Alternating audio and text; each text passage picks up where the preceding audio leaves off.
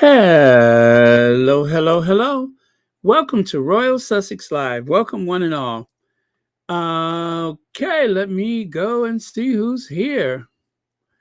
Lorna Williams, thank you for being first. Vivian Green, Rochelle Baldreau, Joy Amore, Judy Mutasid, BD 140s, Helen Cole, Sister and Cece, Carol Lunn, Lydia Washington, Mary H., Anastasia, Anna PLP, and Gwendolyn Daniels, Deborah Robinson, and Black Queen is here. Joyce Yvette Davis, hi. Mama Jane, Deborah. Okay, I think I'm starting to repeat myself. Leisha, all right. Well, let me just scroll to the last and we'll get started. How about that? Oh, let me see here. MR, thank you so much for the. Just dropped my bell. Thank you so much for the Cash App. Greatly appreciate it. Thank you very much. Okay. All right. And yeah, we're good. We're good. And all right, so authentically Sussex, and of course, copy and paste Wales. I'm in the mood to drag simply because I saw them. And if you ever saw them,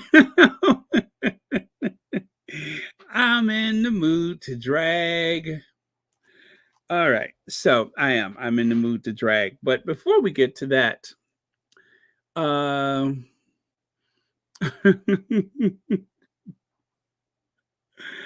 oh, you like? Yeah, right down to the braids, huh? Right down to the braids. Yep. Meghan and some of the Nigerian aunties and family, and of course, this poor young lady in Cardiff with the alien, William, with William. Okay. I don't know why that reminds me of that movie Aliens, but I digress. Anyhow, let's see. Kevin McCarthy, poor Kevin. Kevin McCarthy says, I'm done. Um, Speaker of the House, a very powerful position, Speaker of the House. And this is the first time in history that a speaker has been recalled. What is it, 250 something years of history? And this is the first time that they've ever recalled a Speaker of the House. Um, I'm very sad about that. I am actually very sad. Um, I know Kevin McCarthy has let a lot of people down, but being in that position, you're going to disappoint people. You are going to disappoint people. Um, and as I've lived, I've learned. I've learned. I remember how everybody was bashing John McCain. Oh, John McCain is so old. John McCain is so out of touch. But John McCain was a Republican who still had a sense of humility and humanity. And that is something that is truly missing today. And so I did not see McCarthy as being the worst of the worst. Oh, thank you very much, L, for the Venmo. I did not see him as being the worst of the worst. I thought he, like anybody else in his position, could not win either way, coming or going. It was a losing proposition because the very toxic base that made up his party, they're going to demand a pound of flesh. And even though you know better, if you don't feed that animal, that beast, the Republicans, those very toxic Tea Party people, then you're as good as gone anyway. So he tried to, um, I guess, straddle the fence for as long as possible, and then it just did not work anymore. VS says, "Hello, Royal Sussex and everyone in the chat. The lady in black visited McCarthy. His shenanigans, that is, caught up to him. Took 15 votes to get position. Oh, yeah, I remember. I almost forgot about that. Yeah, that was unprecedented. They never wanted him. Well, they never trusted him. That's the thing, is they never trusted him. Um, he was not a counterpart to McConnell, and so this like this Irish trio is no more. You had Biden in the White House, you have McConnell in the Senate, and you had well, actually, McConnell's not the Senate Majority Leader anymore. And then, of course, you had McCarthy here. So three very powerful Irish American names, or people rather, um, that found themselves right up there at the top. And for McCarthy, you know, I'm just a little sympathetic. Not to say that he is a nice person or anything like that, but it's a no-win. And if you don't believe me, wait until you see who they replace him with. I have no idea who it'll be, but it's got to be someone who's willing to play along with the nonsense. That is for sure. It's going to be someone who's willing to play along with the nonsense. So, as they say, be careful what you ask for. That's all I'm saying. Be careful what you ask for. Um, as I learned on Schoolhouse Rock, out of the frying pan and into the fire. You tried cutting the sandbags, but the balloon wouldn't go any higher. You can go up to the mountains or down to the sea. You can always say thank you, but at least say please. That was some very wise lyrics from Schoolhouse Rock. So, yeah, exactly. And Martine, let me ask you though, honestly, did we always see him as a man of integrity? Didn't we well, I'm not saying you personally, but I'm just saying collectively as a country, anybody who was left leaning or Democrat or whatever, everybody had something critical to say about John McCain. And it turns out if every Republican was like John McCain, this country would be a much better place. But look at the radicals that they have in there. Um, yeah, I get it, Black Queen. He seemed to go along with the January 6th and such, but it was a no-win situation. It was a no-win situation. Had he not played that game, he would have never been speaker in the first place. And it's just that simple. It boils down to either you have the votes, you have the support, or you don't. Which is why when people say, "Oh, um, he didn't really do anything when he was in there," well, you you you have to play the game.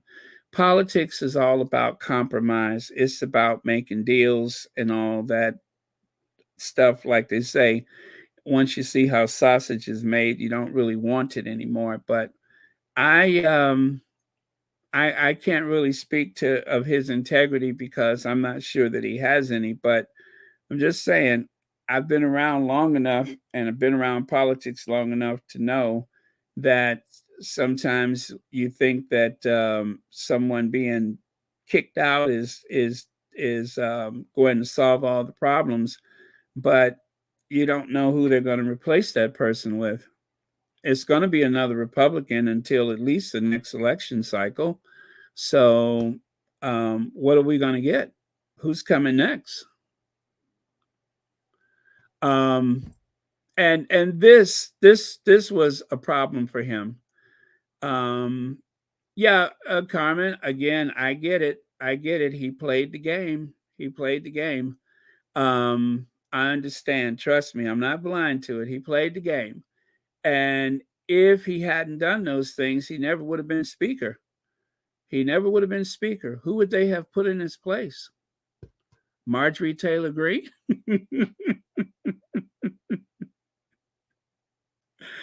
um, I knew this moment right here. I knew this moment right here.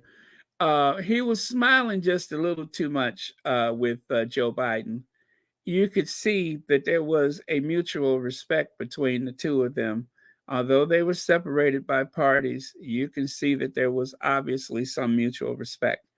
Um, they always say politics is the last. What does they call it? It's a refuge for the incompetent. That's the old saying. Politics is a refuge for the incompetent.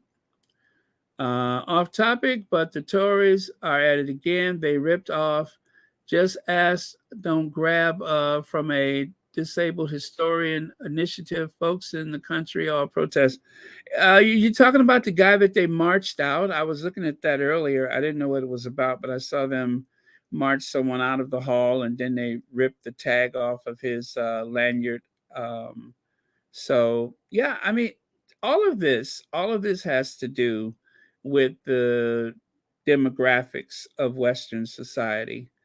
You have a very desperate, uh, I guess, battle from the right wing to salvage as much power for wealthy white men as possible, and that's the undercurrent that a lot of people are not paying attention to. But it is that it's the undercurrent. There is this desperation, and it's what shapes a nation is that desperate attempt to make sure that you hang on to power no matter what. So um anyway, thank you for the super chat.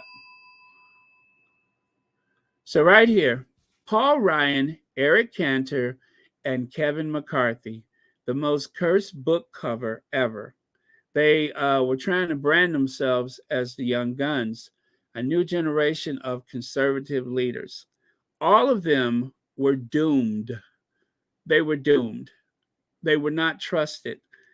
With the Tea Party and the MAGA people, um, it's going to go downhill from there. It's going to go downhill from there. The MAGA people and the Tea Party are the ones. They are the very loud and boisterous minority of the Republican Party. So either you one of those type of people, or you better play in their games. You gotta be a part of it. Otherwise, you won't get any of those good what do you call it? Those committee chairmanships and such. You won't get those things. If you don't play along, you won't get it.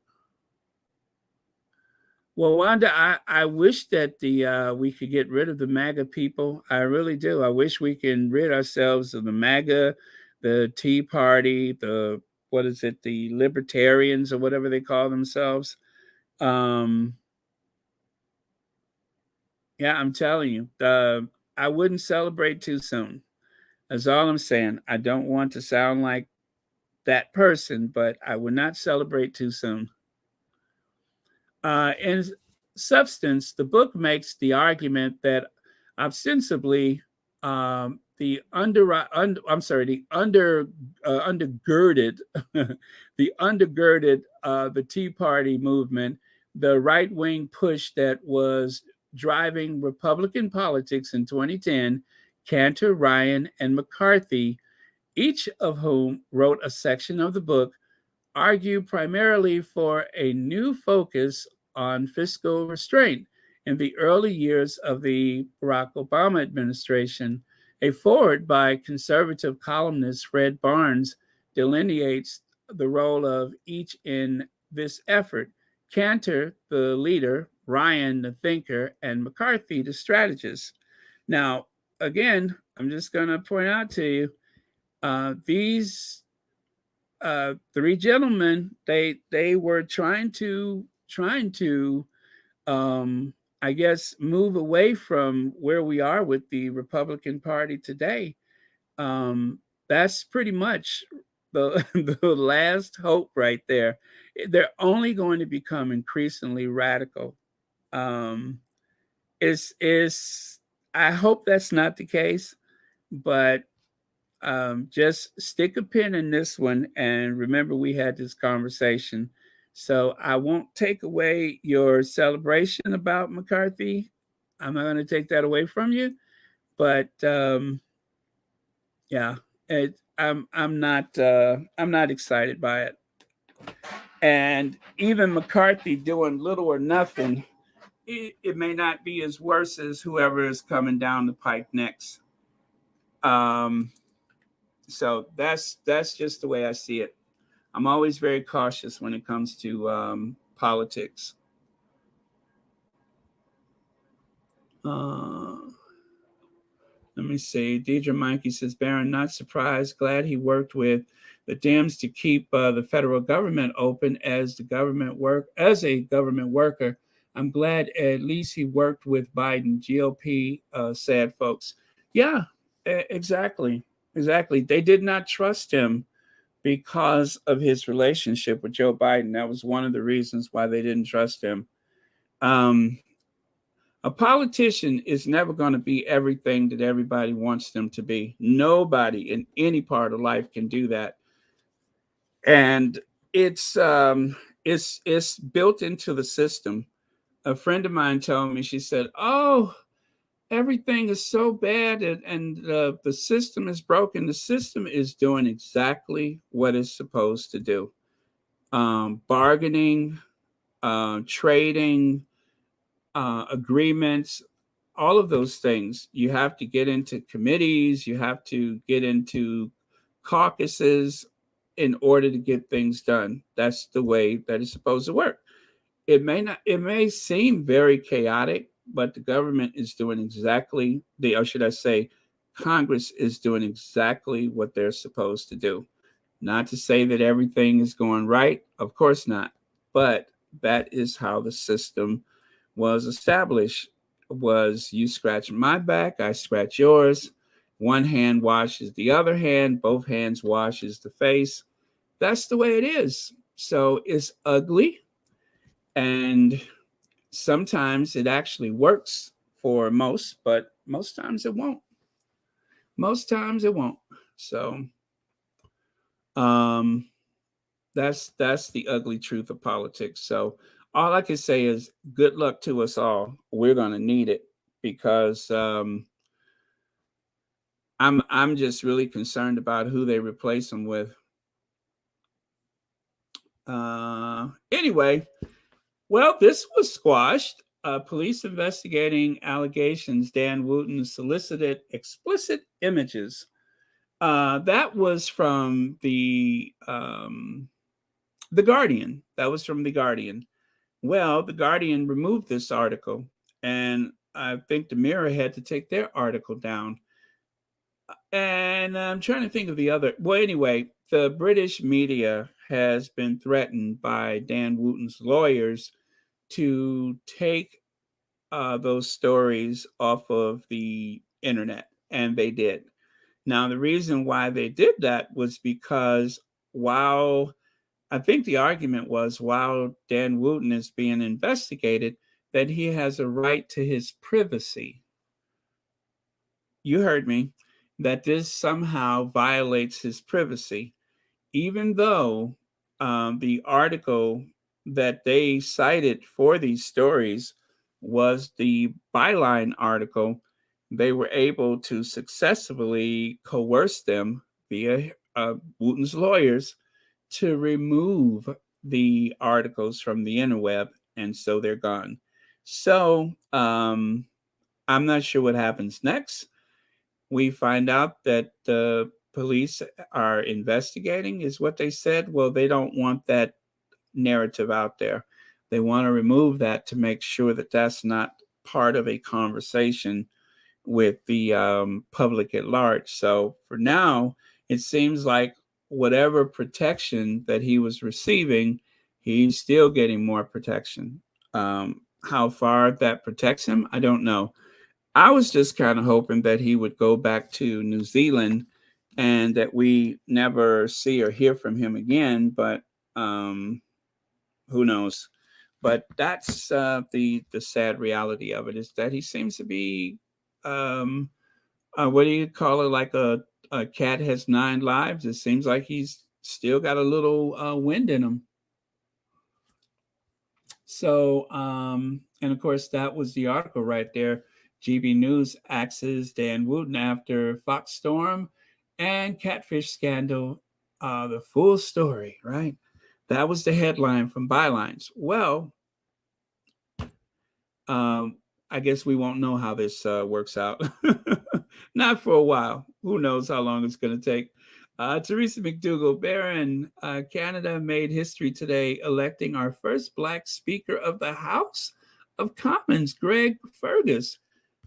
Get out of here. I did not hear that. Let me see who this person is. Greg Fergus, Speaker of the House? Huh.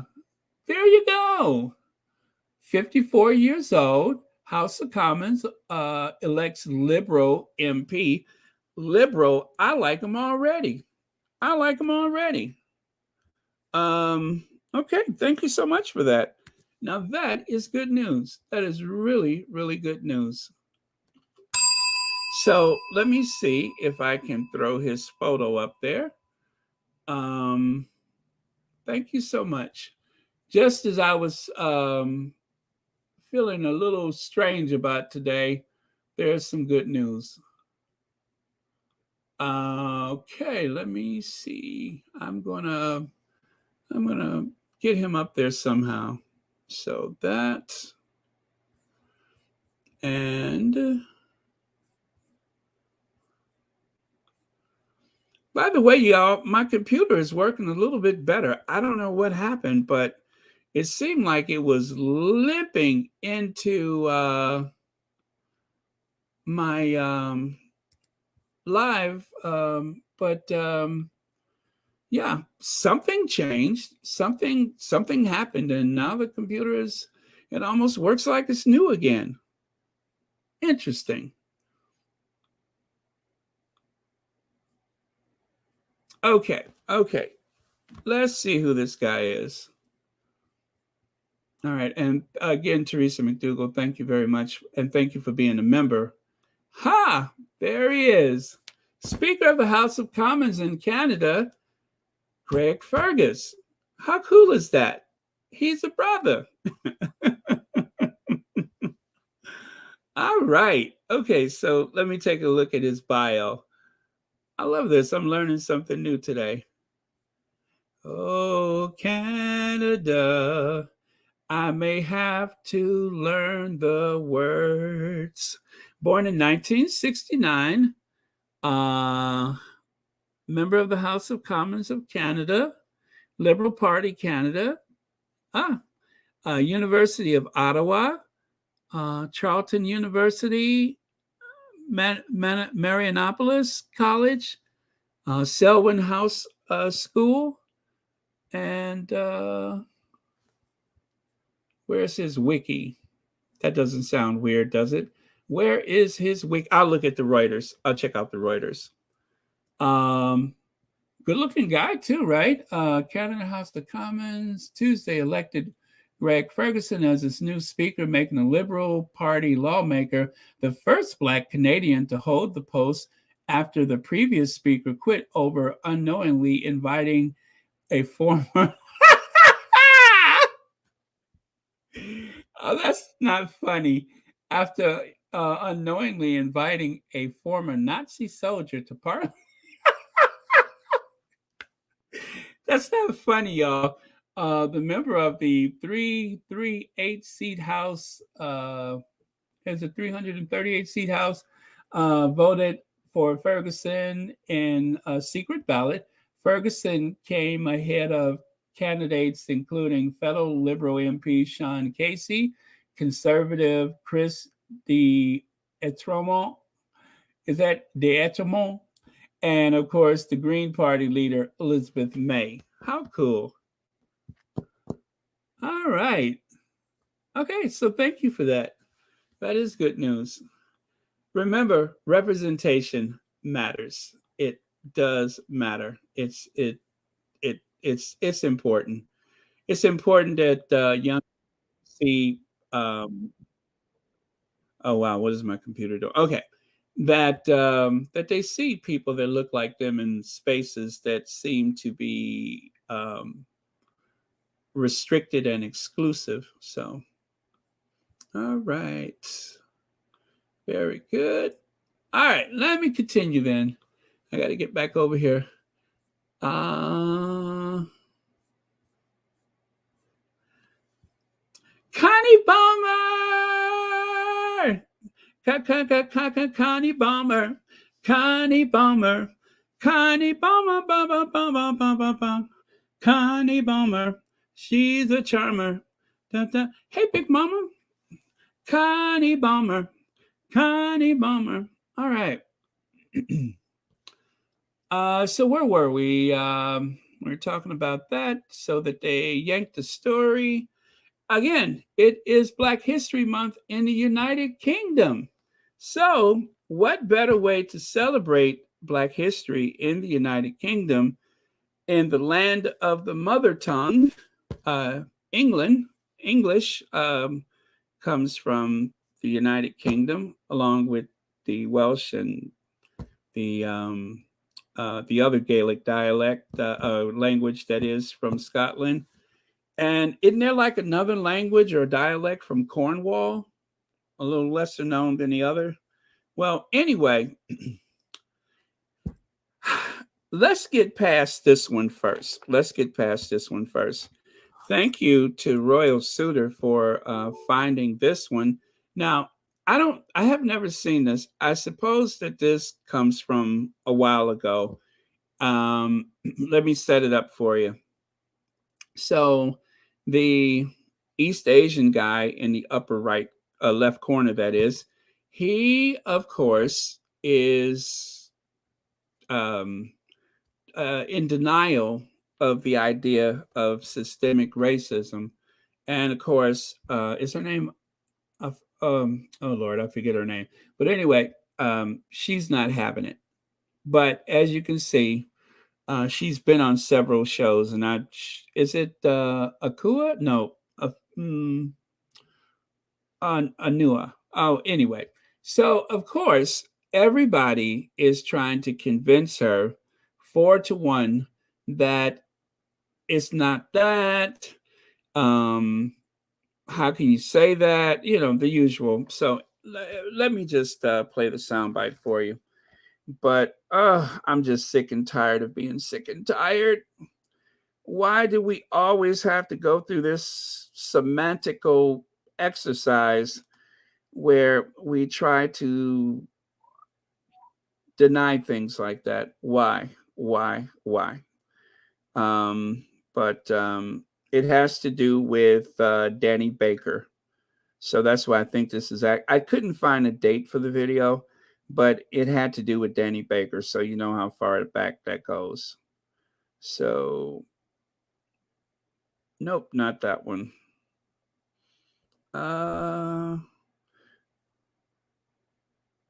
Ready?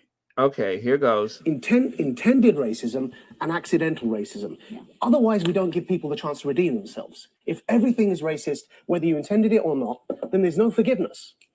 There's no redemption, and there's no apology. The concept of forgiveness. There's no apology. Why apologize if you're guilty anyway? Yeah. Then that's it. You can't change it. You know, and you know, it's. Do you not accept that? I mean, you're sitting back, and I get you're upset. I'm ready to speak. I haven't had a chance to come in. In response to your question, Carol, you know, my issue is that everybody makes the person who does the racist thing the victim. So you're asking, is it right that he was sacked? Greg's saying he's a nice guy, he's going to lose his job.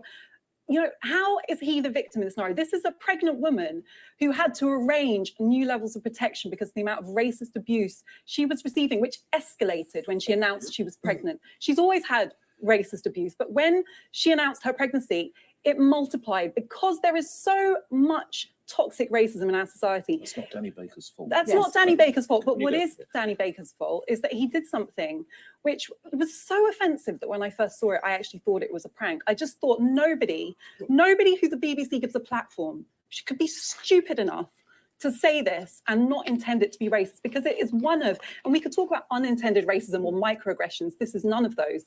This is the most blatant, clear-cut example of racism. It's that generations of people have recognized this as an overtly racist trope. Within people's lifetimes, Black people were still being compared to monkeys and dehumanized regularly. So the sacking is right. So I'm not interested in him. I'm not interested in him or what happens to him. By the way, he's already done a show which was more successful than his previous shows since he's been sacked. So if you're worried about his career, then I suspect no one's worried about there's no his reason to. career. per I'm se. not interested What in we're him. I'm talking- worried about the millions of Black people who regularly live with this kind of abuse and then have to be in spaces like this where everybody denies it's a problem. That is something that I could not feel more strongly about, and I'm living it right now in this conversation. It's not good enough. As well, we've got to distinguish. Okay, so there you go. They did all the explaining possible to deny that, you know, things are the way they are. And that is the problem. And as she said, and I just said this about Trump the other day. I said that it's so often that they always pull this thing where the 1% and the top of the food chain, but the 1% in particular, he who is at the top of the food chain, the white man in the Western civilization, always at the top, always at the top. The wealthy white man can do whatever he wants to do. And somehow they always come out on top.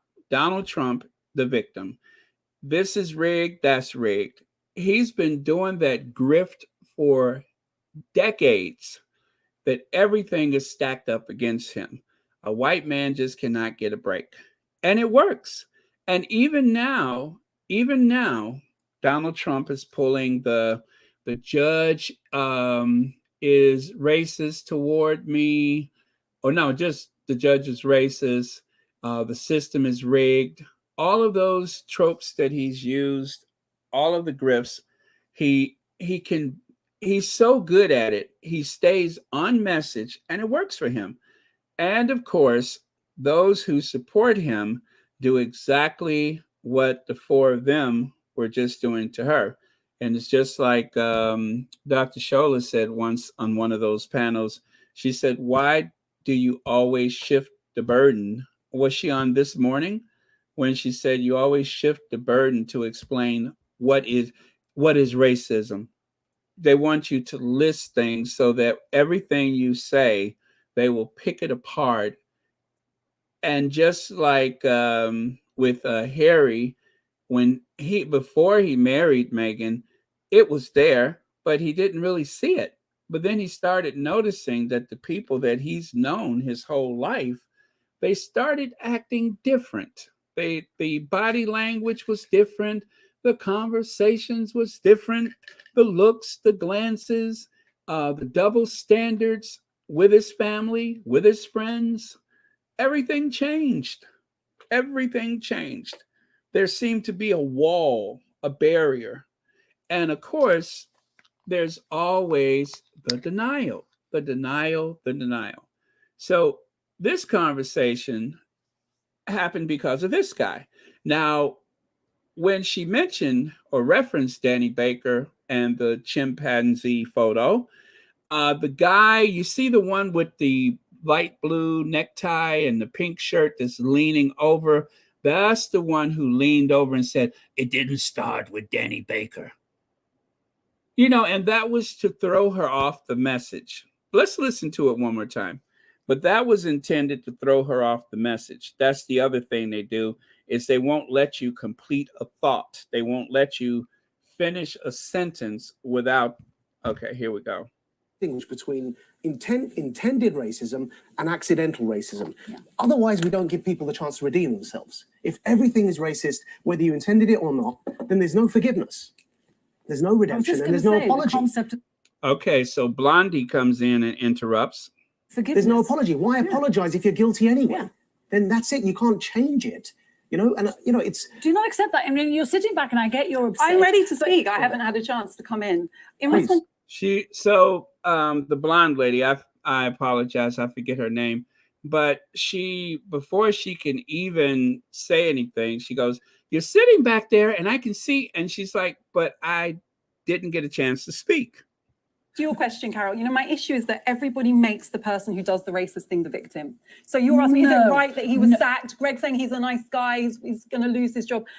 You know, how is he the victim in this scenario? This is a pregnant woman who had to arrange new levels of protection because of the amount of racist abuse she was receiving, which escalated when she announced she was pregnant. She's always had racist abuse, but when she announced her pregnancy, it multiplied because there is so much toxic racism in our society. It's not Danny Baker's fault. That's not Danny Baker's fault, but what is... There he goes. I mean, literally, he leans in. That's not Danny Baker's fault. It's not his fault. Okay. Danny Baker's fault is that he did something which was so offensive that when I first saw it, I actually thought it was a prank. I just thought nobody who the BBC gives a platform could be stupid enough to say this and not intend it to be racist, because it is one of, and we could talk about unintended racism or microaggressions. This is none of those. This is the most blatant, clear-cut example of racism. It's that generations of people have recognized this as an overtly racist trope. Within people's lifetimes, Black people were still being compared to monkeys and dehumanized regularly. So the sacking is right. So I'm not interested in him. I'm not interested in him or what happens to him. By the way, he's already done a show which was more successful than his previous show. And didn't Danny Baker get his job back? He was fired, and then eventually, when everything calmed down, they brought him back. I'm just going to tell you, that does not happen in the United States. That does not happen in the United States, especially on public television. Isn't BBC licensed and subsidized by the government? That would have never flown here. Since he's been sacked. So if you're worried about his career, then I suspect no one's worried about his career. I'm not interested in him. I'm worried about the millions of Black people who regularly live with this kind of abuse and then have to be in spaces like this where everybody denies it's a problem. That is something that I could not feel more strongly about. And I'm living it right now in this conversation. It's not. Yeah. So this is the first that I've seen this video myself. So there was a lot going on there, but the constant theme of you just don't understand, this isn't true, denial, denial, denial. Yeah, and he got his job back. So that's Danny Baker on the right. And that is the tweet. And just like she said, I would have never thought, I would have assumed that that was some kind of prank. Royal baby leaves hospital.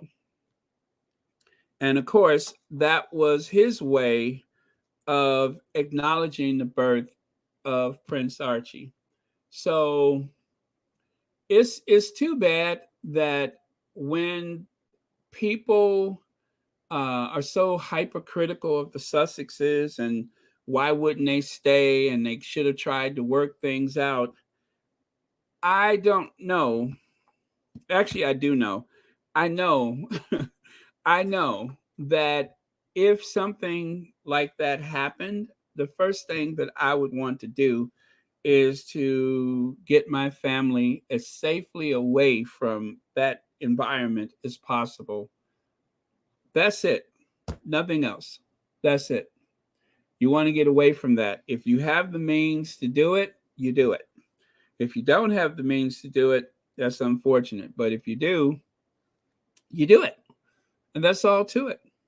So this is a good way to, of course, remember exactly where we are and where we've come from, especially where the Sussexes are concerned, for the Black History Month. So Prince William lives up to his reputation as a royal hunk as scores of female fans queue up to hug him.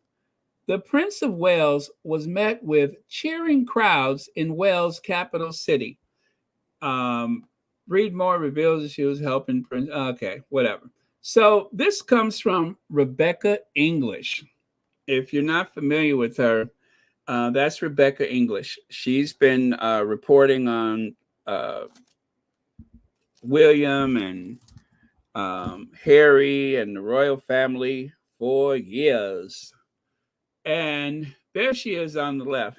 That is Rebecca. Are there any seconds English? And that's William, the hunk, on the right. I repeat, that is Rebecca. Are you going to finish that English? Who likes to kind of prop up William, the hottest royal that has ever lived. I mean, to tell you, if this guy wasn't the Prince of Wales, he could have run for a Mr. Universe contest, or he could have worked the runway in Milan and Paris. That's how hot he is.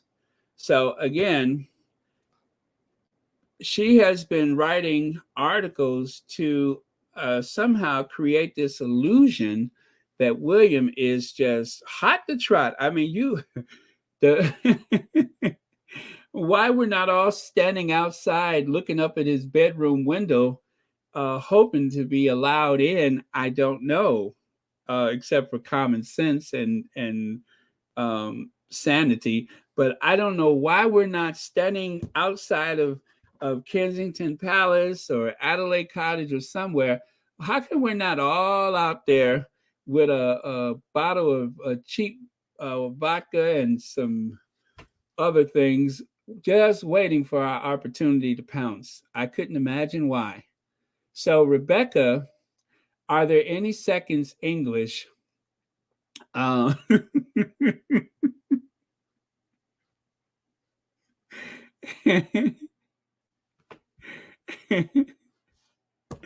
she,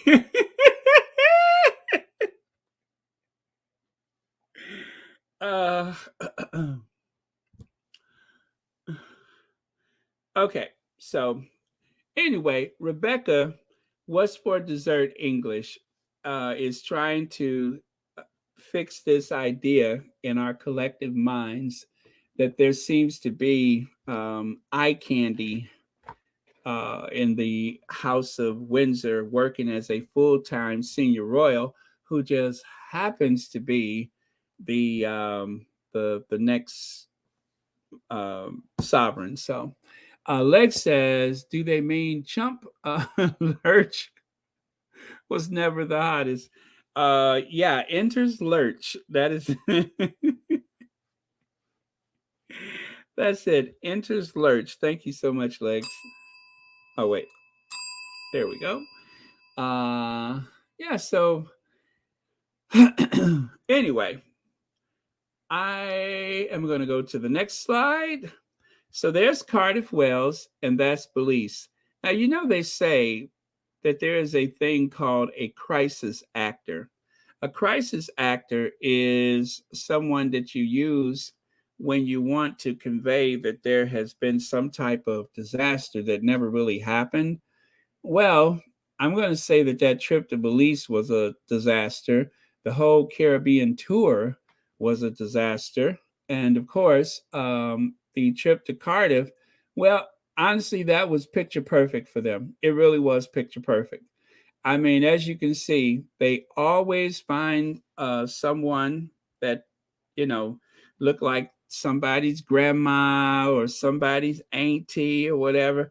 They always find that one that they can get that hallmark moment, that perfect photo, that something that politicians dream of. Black Queen says, Baron, did you say Willie Peg, or or did you mean Baltimore? The filth. Asking for a friend who works at the Willy Wanker Hoagie Factory.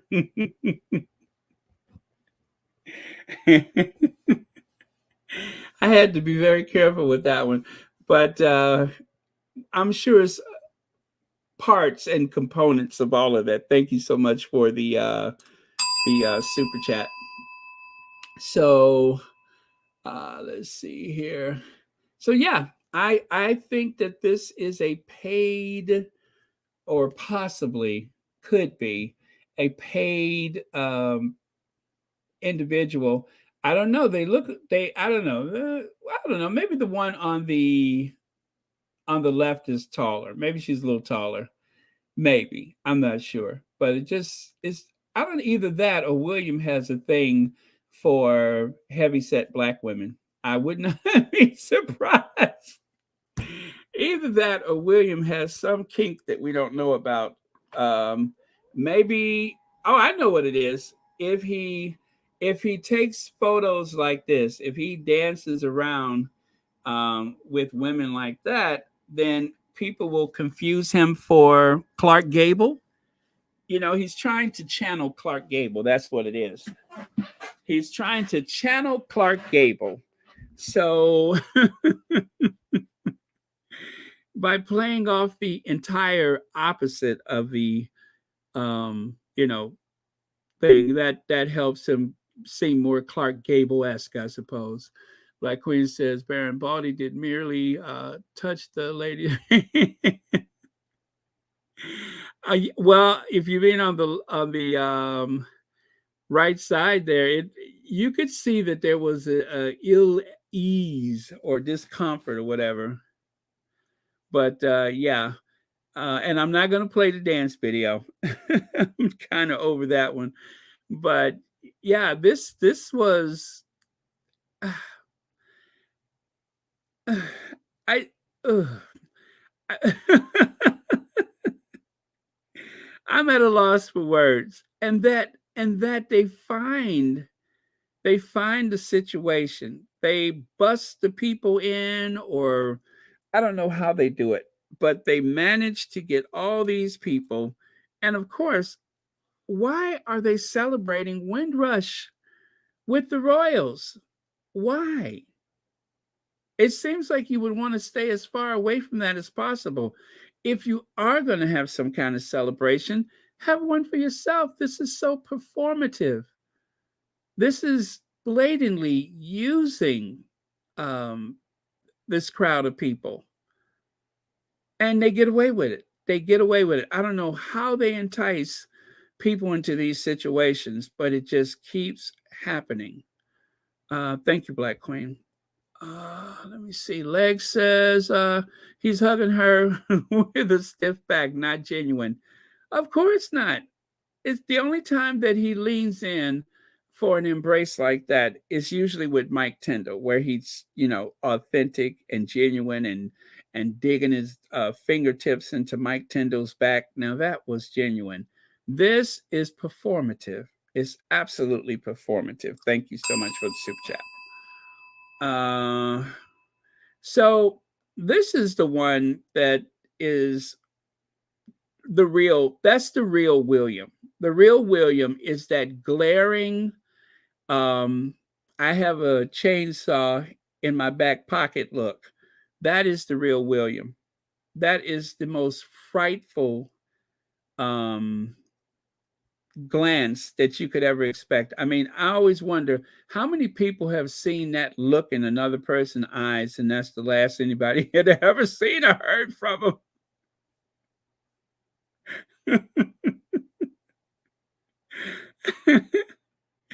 That's the look that I've seen in like psychological thrillers. Thank you so much, Connie Balmer, for the super sticker, and thank you for being here this morning for you, and thank you for being a member of Royal Sussex. So yeah, that's the real William. Anxious, nervous, fake smile. Thank you, fake. One of those eating grins, as they say. Lex says, have British people of color been gaslighted so much that they can't tell when they are being used? I feel bad for UK blacks. It is as if they are happy for the attention and they don't hold people to account. Yeah, and when I think about what you just said, I'm trying to think how many times. Well, okay, for the entirety of Trump's time in the White House, you have not seen those type of gatherings. It wasn't, and most likely it's two reasons: because he wouldn't want to in the first place. He occasionally will pop up in a black church or something like that. But it's church. You kind of have a captive audience. But as for inviting yourself in other spaces like that, it just did not happen that much. It did not happen that much. And of course, you have the black Republicans that will bring their families to the White House, but it would not go without a outpour of skepticism, especially from black people in the media and, of course, the black press. So, oh boy. Anyway, there you go. And then there's a close up. There's that and that. Yeah, there you go. Now that's that. It almost makes me nervous to look, but his teeth are whiter. His teeth are definitely getting whiter. Um, but yeah, that's that hunk William. And oh, look at that. He's wearing a knit necktie. I just noticed that. He's wearing one of those knit neckties. That's different. It's a little less dressy. Yeah, the looks like it's navy blue or black, or very dark blue. But yeah, that is a knit necktie. That's interesting. I wonder if his new valet picked that out for him. And of course, there's the money shot. Now, for the article from Rebecca, let me see, Rebecca, can I take the rest of that home English? Uh,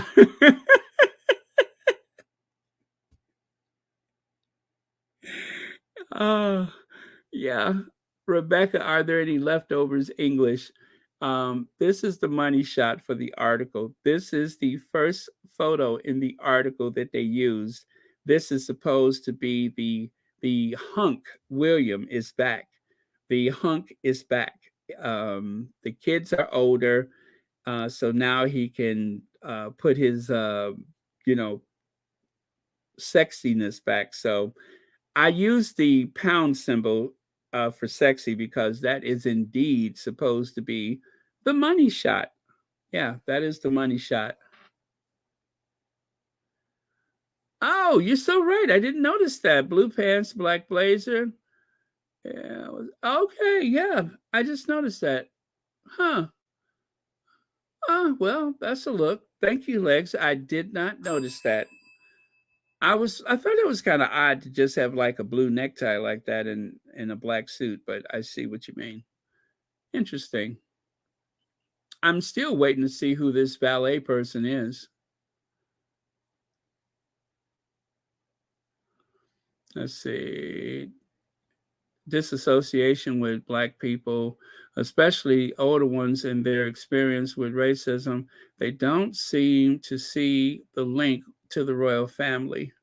Yeah, I guess that's true, Lorna. Because the royal family, um, they have been selling that above politics and the inevitability of having the monarch at all times. I guess that does, especially when most of the people alive today, from childhood, has been taught to have that deference and respect for the crown and for the queen and for the country and such. So, yeah, it makes sense. It makes sense. He looks constipated. I'll buy that. I'll buy that. Hey, Susie Q. So all of those people that were queuing to hug William looks like a bunch of pensioners to me. Um,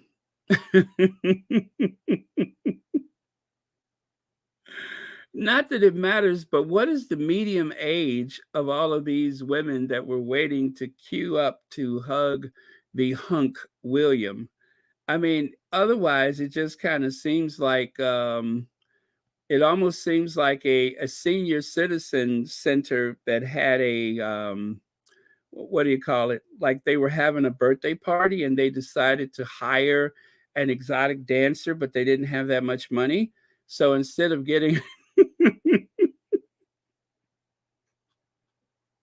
so instead of getting somebody who was truly, hot, they settled for somebody that looks like a William. So yeah, that is a bargain basement male exotic dancer if there ever has been one. But yeah, so he's selling it. I mean, he's really going the extra mile to seem warm and friendly and engaging and just touching everybody and embracing and hugging. I could just barf.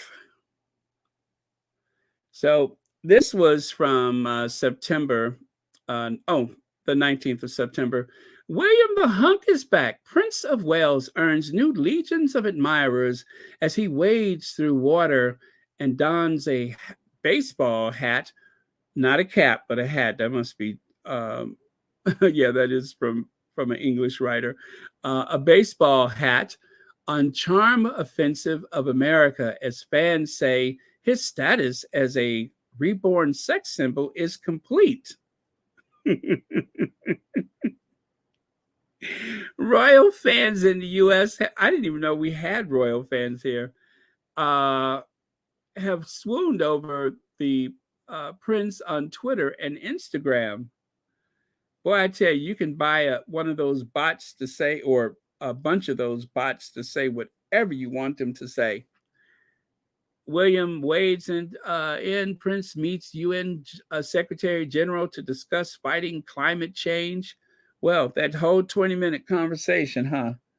After getting waist deep in the Hudson during solo visit to New York to unveil his Earthshot Prize finalists instead of just using a Zoom call. But okay. And then, of course, this is what it's all about. It was just eating them up how good the Sussexes were looking, how attractive they appeared, how well people received them.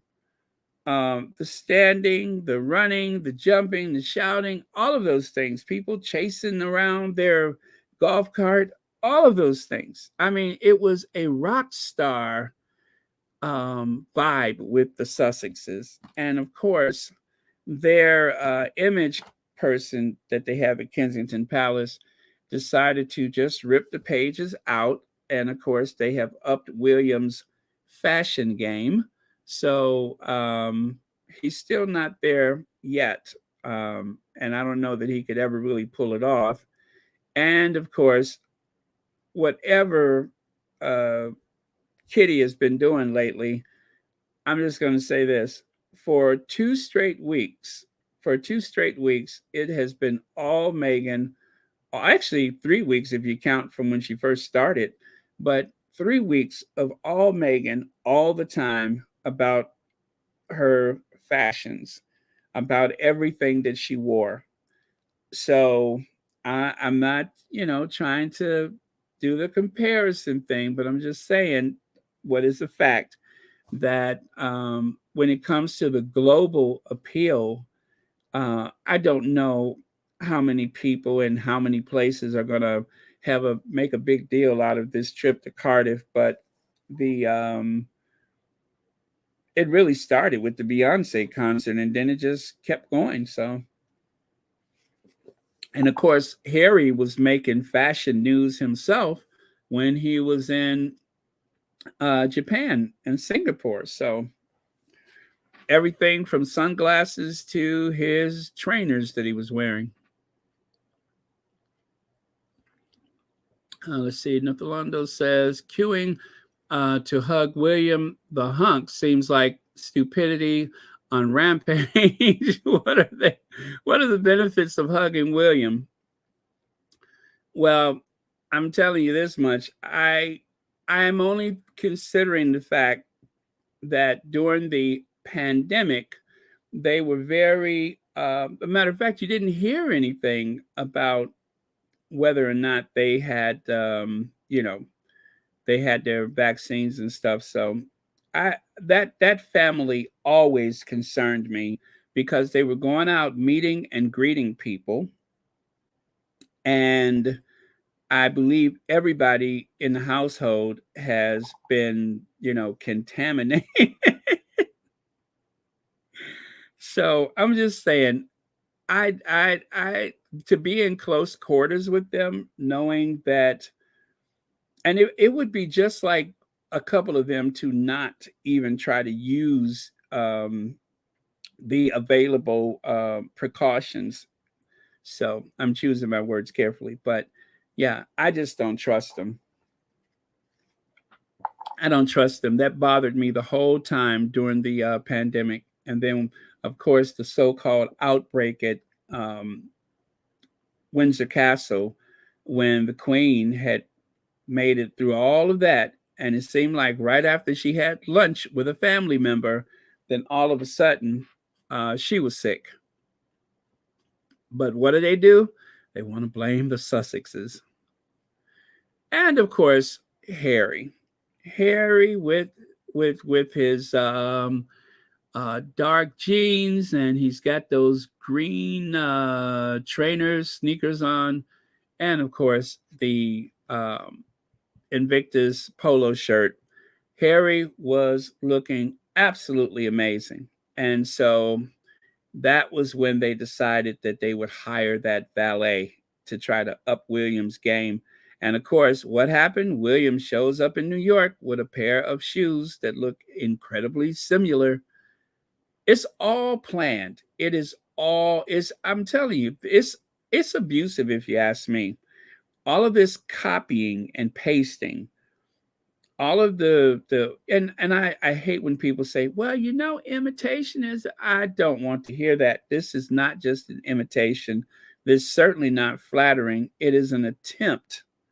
It is an attempt to try to overlay the images of those two heretics right on top of Harry and Meghan's images in every possible media available. That's exactly what they're up to. So when you start searching for an image, what happens? The other ones will pop up right along with them. That is sick. Let me see. Gouging his outfits. Expect to see those Charles. See those Charles in Charles in Charge sweaters to come back. Oh, I remember that show. I would say something about the hair, but well, All right, got you.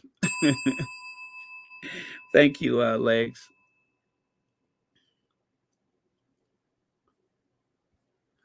Okay, and of course, voila, Harry in that dark suit with the black shirt. That was a good look right there.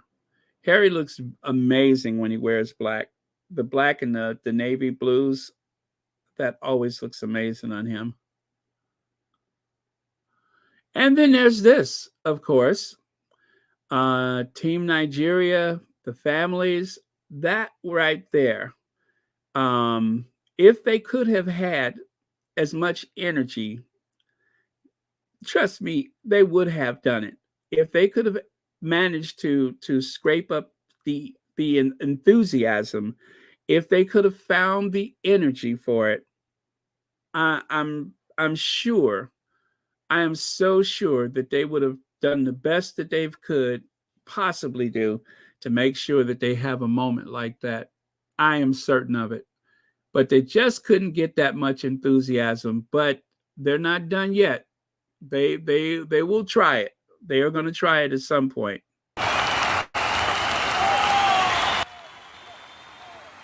This is what they want. They really want to have that kind of moment. And it was I saw like the video of them doing the big group photo. There was a lot of laughing and smiling and hee-haw and all that kind of stuff. They really want this. They really, really want this. Again, just so that they could have the overlap.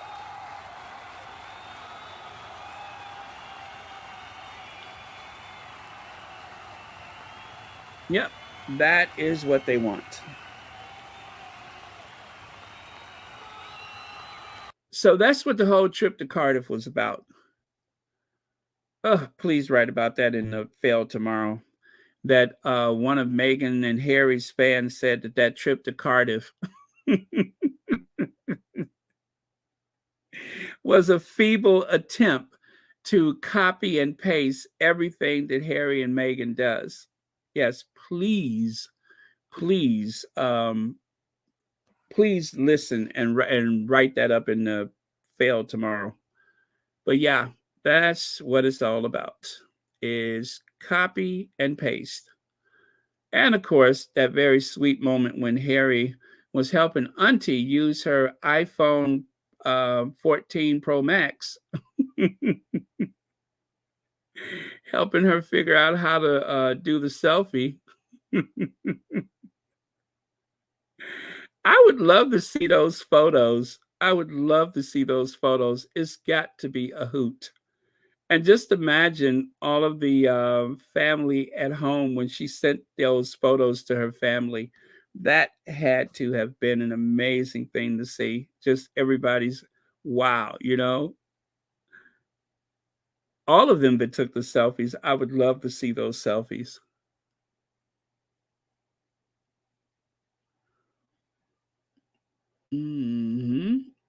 Thank you, S. Yep, it's coming. It is coming for sure. Shelly L says, "Hi, Baron. Hello, squaddies. William's valet clearly lied on his resume. That jacket William was wearing looked like I made it on my 10th grade home economics class."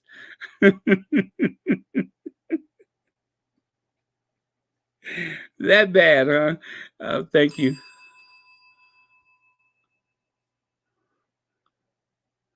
Now, according to GB News, the Prince of Wales has hired a new valet.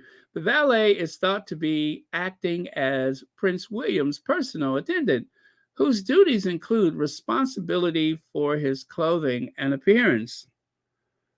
All right, so let me just say this is what he has to work with. Enough of all of those photos from the article. This is what he has to work with. William waving in New York. I don't know what that top middle photo is. And then at the bottom, that's William at the Pret sandwich shop. And then, of course, all about William. So that is the hunk as it has been explained to us. I'm going to quote that press release from Buckingham Palace. Recollections may vary. And then Black History Month has been celebrated since 1987, but the royals have never attended any until after they publicly harassed and bullied a biracial member of their family. So, like Afua said, why now? And it's a bit too late. That is a quote from a squatty that I'm sharing with you. And of course, to maintain their privacy, I'm not sharing their, social media handle. But yeah, that is a good question. Reach out and touch somebody black, but make sure all the cameras see that. Reach out and touch somebody black, and make sure all the cameras see that. Take a little time out your busy day and show Your extensions are clipped all the way. Yes,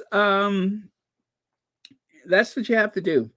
You have to, if well, how do they say it? You got to be in it to win it. So part of the performance was a lot of touching and hugging and leaning into people's faces, all of that stuff. Okay. Anyone else think Adelaide Cottage would be crowded if a valet came to help Baldy?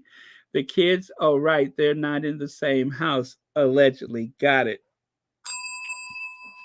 That's what I think. They're not in the same house, allegedly. But when you got 5 places of residence and a neighbor with a lovely rose garden, why would you restrict yourself to just one home or 5 homes? And of course, it before Kate went to Cardiff, there's another person of African descent that Kate was gravitating to. If you guys remember, the president of South Africa has been charmed by the royal couple, especially Kate, like when she squeezed his arm at the Buckingham Palace. And of course, she accompanied him on his carriage ride when they had that state visit for him. So, and of course, he was sitting back there in the carriage singing, all the bags of cash they left with me. I looked at all that green and thought it was a tree. I rode in the carriage with Kate and Will, and I said, what's the deal?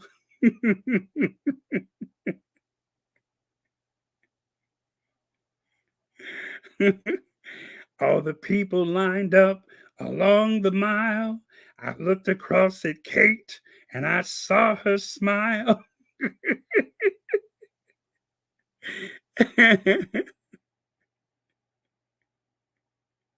The sun so pretty in my eyes. When Kate smiled at me, she squeezed my thigh. Oh, so they know what they're doing. They know what they're doing. If you're going to be around that family, now is the best time to be black because they are going to give you so much attention. They're going to give you all them little medals. They're going to feed you everything. You can have whatever you want. Just please take a picture with us. Audrey Teschner, top of the morning to you. Thank you so much for being here.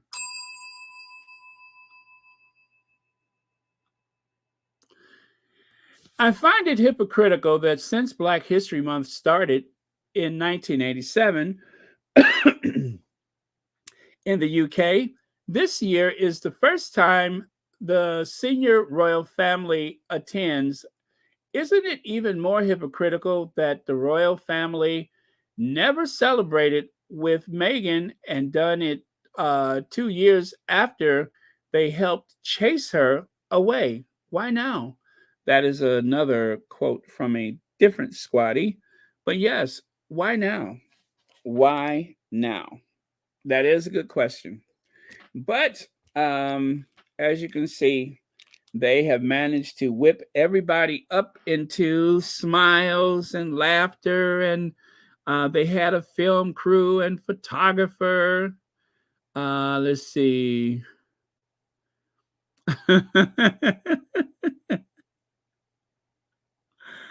uh, yes, I hear what you're saying.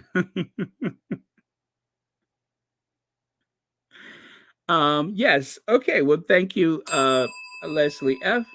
I suppose that there may be some type of Michael Forsythe F or Michael Forsythe ish connection there. That's the same thing I was thinking about Michael Forsythe. So, yeah, yeah. Who knows? There's always that possibility. I mean, anybody who would go all the way to Poland for a wait for it, a pulled pork sandwich is capable of just about anything. So, yep. Oh, yeah. Yep. Maybe that's why they love the president of South Africa so much, so that he can help them learn how to grin. Oh, yeah.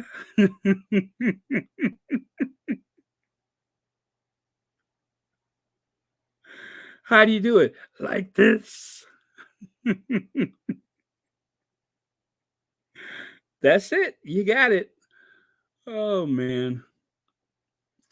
And then this, I told you, Celibici, they always seem to find the photos that no one else can find. And this is what they shared on their article about the trip to Cardiff, about the celebration of Black History Month.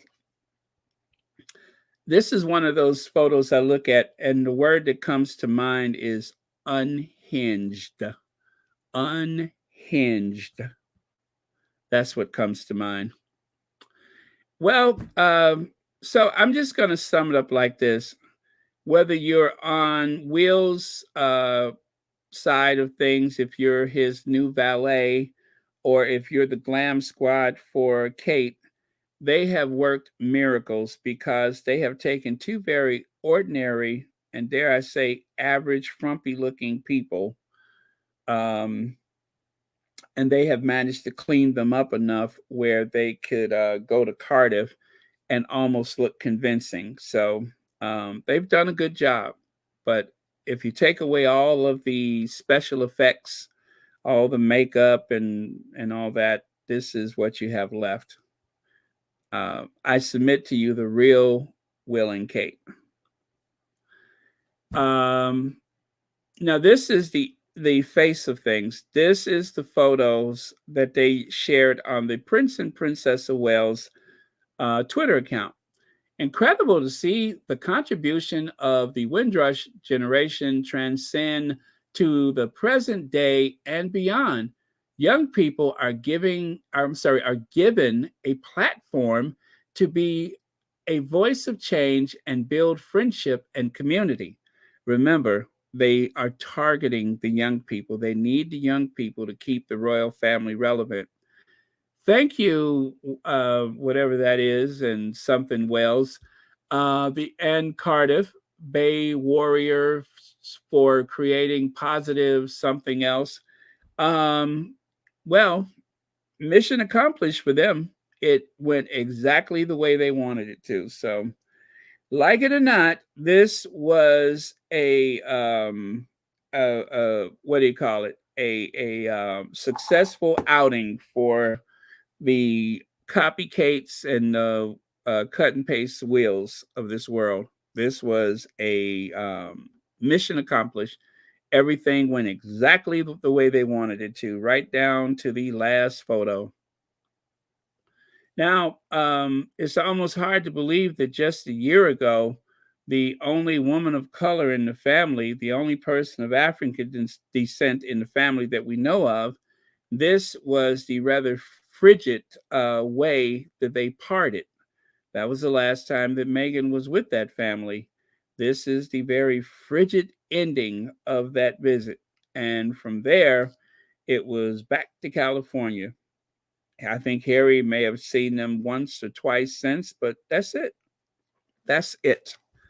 That warm, hugging, loving, smiling, handshaking, grinning, dancing couple that we just observed in Cardiff that just loves Black people.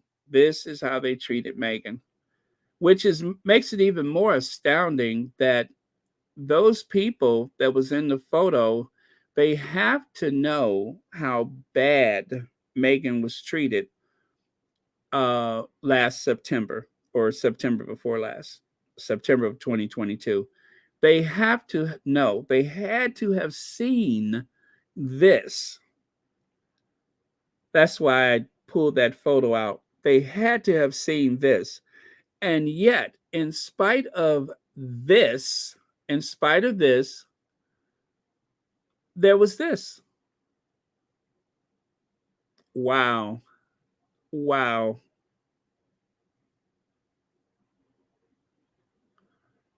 Two people born to privilege, Kate and their family business, has never known a day that she didn't have enough money in her life.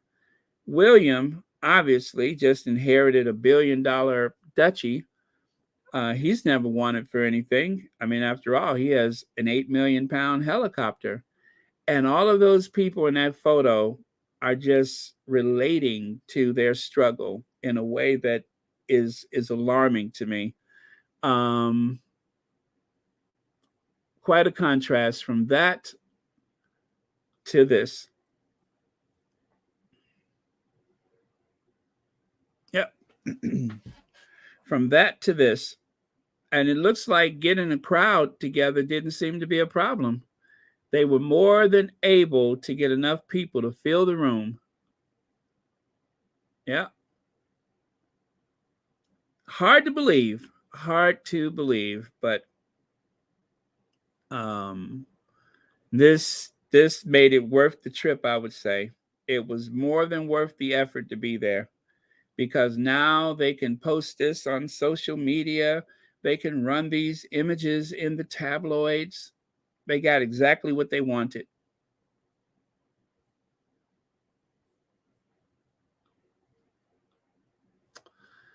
Until you do right by Meghan, these are from some squatties. Until you do right by Meghan, Archie, and Lilibeth, you will remain the horrible and notorious racists in the collective memories of an entire world. Even if you hug every Black person you meet, you won't erase your well documented racism. Maybe you understand one day. And of course, they took those headlines from various articles. And then here on the right, it says hilarious. So William did read Spare. We know how he feels about hugging strangers. So here he is trying to prove otherwise. Huh. Yeah, well, that sums it up. Sharon Augustine, thank you, Baron, Mods, and Squatties. I appreciate you all. Thank you, Sharon Augustine. And thank you so much for being here tonight.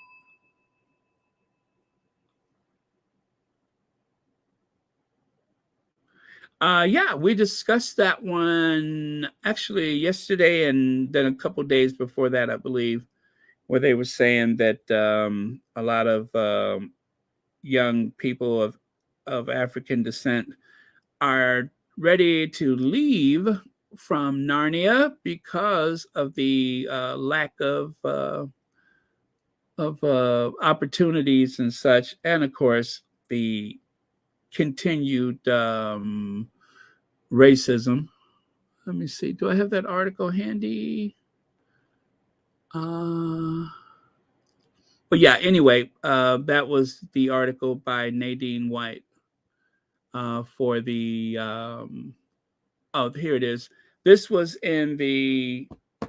What paper was that? Anyway, that's it right there. Almost half of young Black Britons plan to migrate amid racism concerns. Landmark study highlights. More than 10,000 Black British people were surveyed um, for research led by The Voice newspaper, Britain's longest running Black publication. And of course, you see the name Nadine White. So I think oh gosh, what is the name of that paper? Not the Independent. The Independent. She wrote that for the Independent, I believe. Based, of course, from the report that you see there. So if you want to read that article, go to Nadine White's article in the Independent.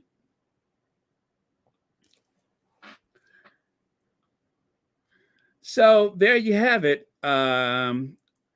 Copycat and cut and paste will. They have done their level best to make sure that they would be able to try to keep this relevancy or try to be relevant, and also to use competition with the Sussexes to get people to notice them. And that's what it is by competing, by having this one-sided competition, it helps to draw attention to them. And that is part of the strategy. By having someone to create hostility, giving people that choice of this or that, um, this whole good versus evil struggle that they have conjured up with the tabloid media, they benefit from it. If it wasn't for Harry and Meghan, nobody would pay any attention to them. They would be lost. They will never admit that, but they would be totally lost without playing against the Sussexes. Baron, how was this outing successful when they have a bunch of plantation people and brainwashed peasants at their disposal? This fraud was expected. Well, it's not to win over people like us. What it does is it shores up their base. You see, they can't afford for people to even suspect that they are the kind of people that they are out of touch and that they don't care. So it's not to win over people like you and me. The strategy is to shore up the base, to maintain the status quo, and of course, to create doubt and confusion whenever possible. So, yeah, we don't see it obviously as being a game changer, but it's not the audience that they're targeting. We're not that audience. They're targeting the royalists. Also, they want the international press to somehow pick up this story and to, I guess, convey this image of them being not so bad. You know what I mean? So that's it. So don't take what I say as me giving them a pat on the back. That's not the point. They're only doing this out of desperation, but I can only call it the way I see it. I can see the strategy, I can see the grift, if you will, and nothing works. I'm sorry, nothing doesn't work until it just doesn't work. But for now, this is everything that they needed it to be. And this is going to um, be their way of having some positive images, these very egalitarian, liberal images of them embracing all of humanity. It's what they need to do. It's an act of desperation. They're not doing it because they're nice people. They're not doing it because they're trying to win over people that have already made up their minds, but they're trying to, at the very least, to maintain their base. Because it's like Harry said, they're always afraid of losing the message, always afraid of not being in control of the message. And so this helps them to stay steady. It will prevent any further hemorrhaging, if you will, because they took a really bad hit from the um, Caribbean tour. That was an all-time low for Will and Kate, and they're still not doing so great. And it's not that people don't like them; it's just that people are not interested in them. So this is an attempt to draw interest, and at the very least, to prove that they're very much not a racist family. So they have to do this. It's not because they want to; they have to. And like the other people said, why now? Since 1987, no senior member of the royal family has celebrated Black History Month, and now all of a sudden, you're headed to Cardiff. And it's a twofer because it also gives them a presence in Cardiff Wells. So,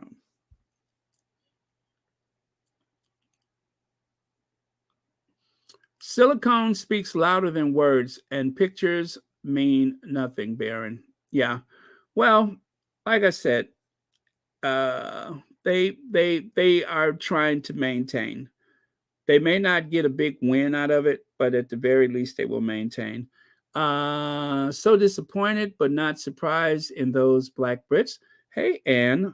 Um, yeah, well, it is disappointing, and they, you know, I don't know how else to put it. I'm only just telling you what I believe their purpose is, and that is to seem like they're not very much a racist family, and to make sure that the royalists do not drift away from them. Of course, they're dying off, but they have to maintain status quo. They have to look like the public is getting value for money. It is performative, and I feel bad seeing those people being used like that, but that's what they get away with. They have gotten away with it. And I could only imagine what the conversation was on the way back home. I could only imagine. Let's see. It's our Thanksgiving this week, sending healing prayers to everyone. Lady Sussex, George, and Charles. Send Sharon Augustine, thank you so much for that. Yes, you all do have Thanksgiving in October, right? Yes, happy Thanksgiving. And thank you so much for the super chat. Don't worry, Squatty's Willie Leak will put his foot in his mouth.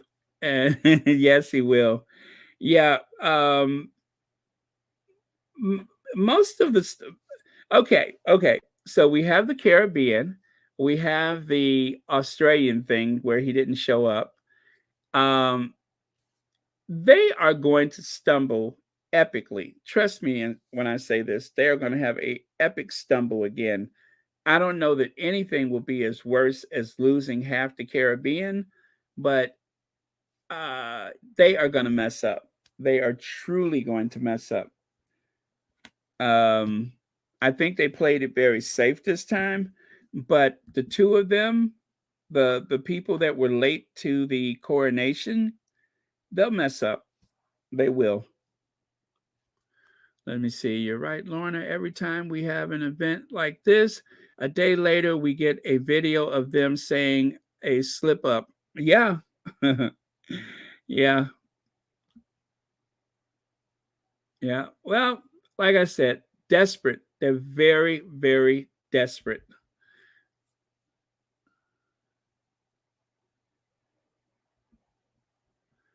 TB says it still looks like a photo op. What changes did they initiate? Well, and what are they doing for the Windrush people? I mean, are they still like chasing people out the country? Did anybody from the royal family do anything to help the Windrush people? The people that lost their benefits? The people who have been accused of not even having citizenship or subjectship, or whatever it is? What are they doing for those people?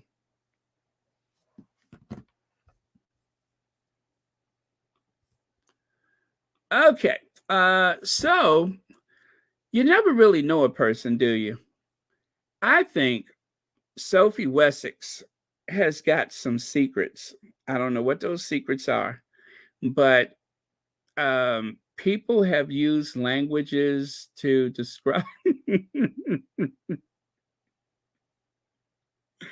I'm looking for the whip or the, what is that, a bridle? What is that thing they use on the horses? I'm looking for something like that. I feel like there ought to be like some accessory.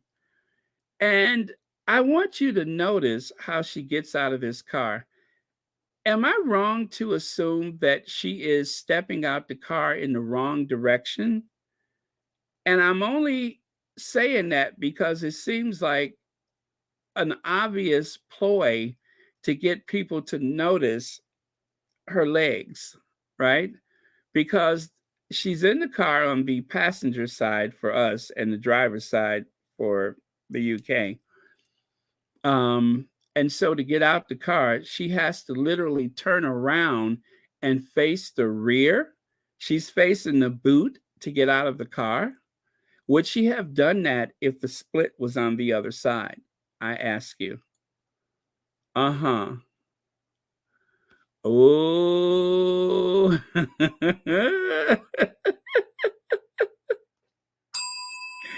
Ooh. You stop saying what I'm thinking. The mad dash to nowhere with the royal protection officers in tow. All of these weird dominatrix like fashions. Yeah, she's dressing like she's Sharon Osbourne or something. Well, even Sharon Osbourne hadn't done the leather stuff, but yeah, that is quite a get up. And in the mirror, they say Sophie Wessex stuns in racy skirt and edgy boots before covering up with a lab coat. Huh. Interesting.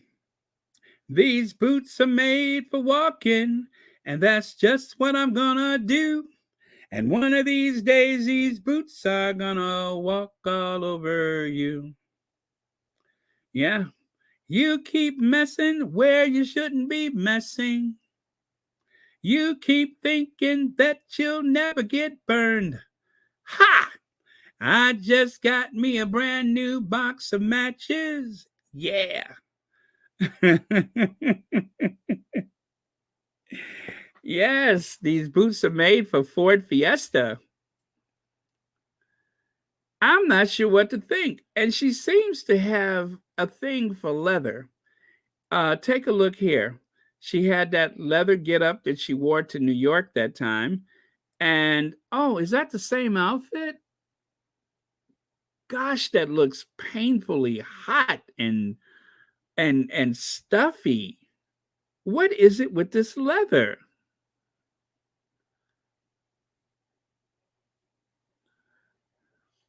What a weirdo. What a weird individual. Ever since the queen has gone to her glory, this one here, you got to keep an eye on her. Remember when the queen, they had the royal carol and the queen didn't go?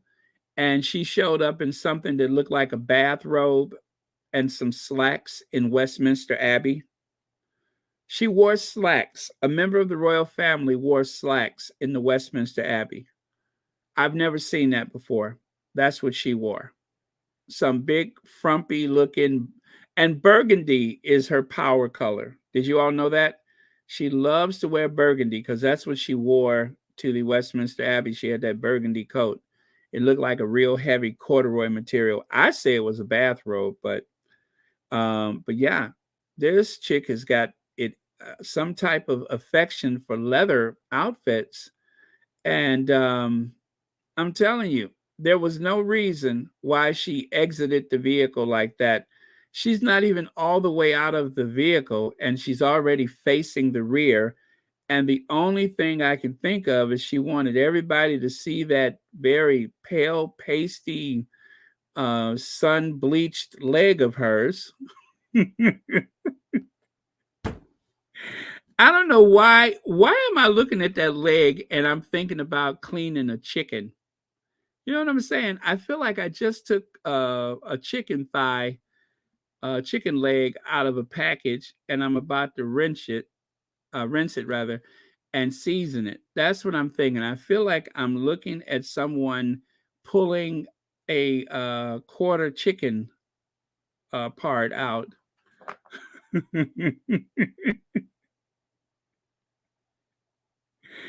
It even looks cold and clammy to the touch.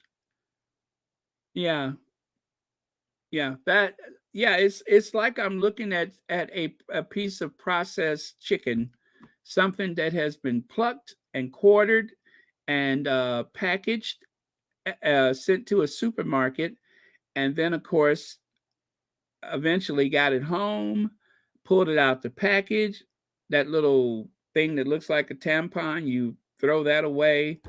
You rinse it off real good, and that's what I'm seeing. All of that just came to me looking at that that leg. I'm thinking raw chicken.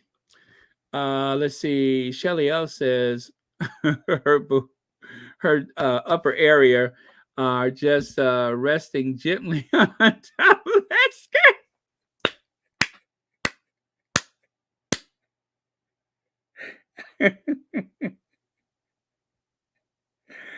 Uh, and it should be noted that that is someone's mama. That is somebody's mama out there in that very daring, risque leather skirt. What in the world is she up to? The queen is gone, and the real Sophie Reese Jones is back, you all.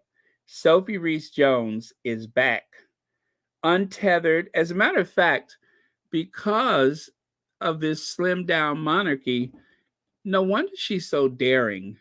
Because you know Charles ain't gonna say nothing to her. And Camilla, well, she's got some odd things. She's like that jumpsuit she wore. Camilla loves to wear stuff with a big long zipper in the front.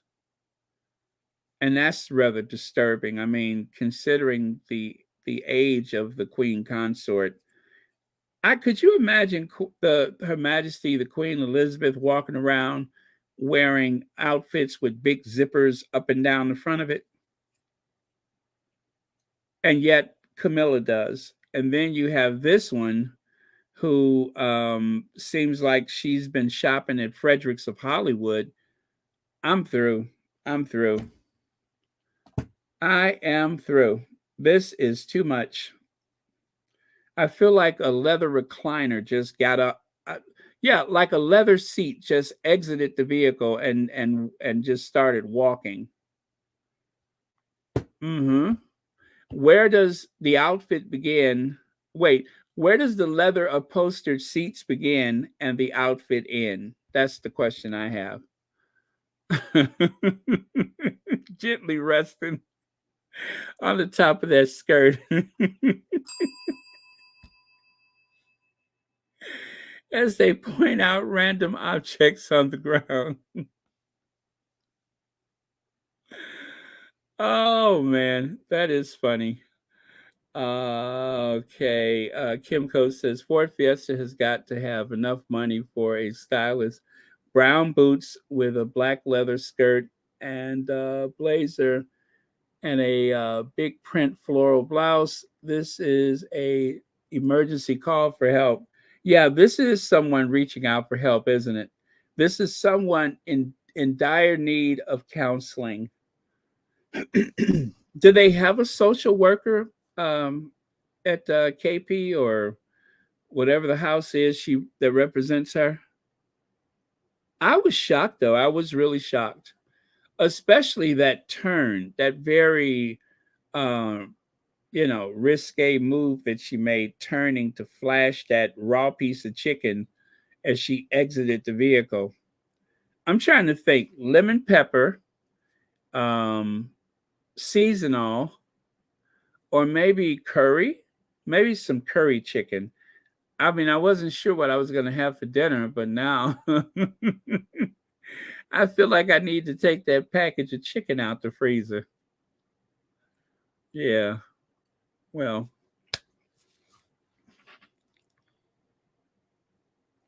and you know what? The Queen's only been gone for a year, so we've only just begun.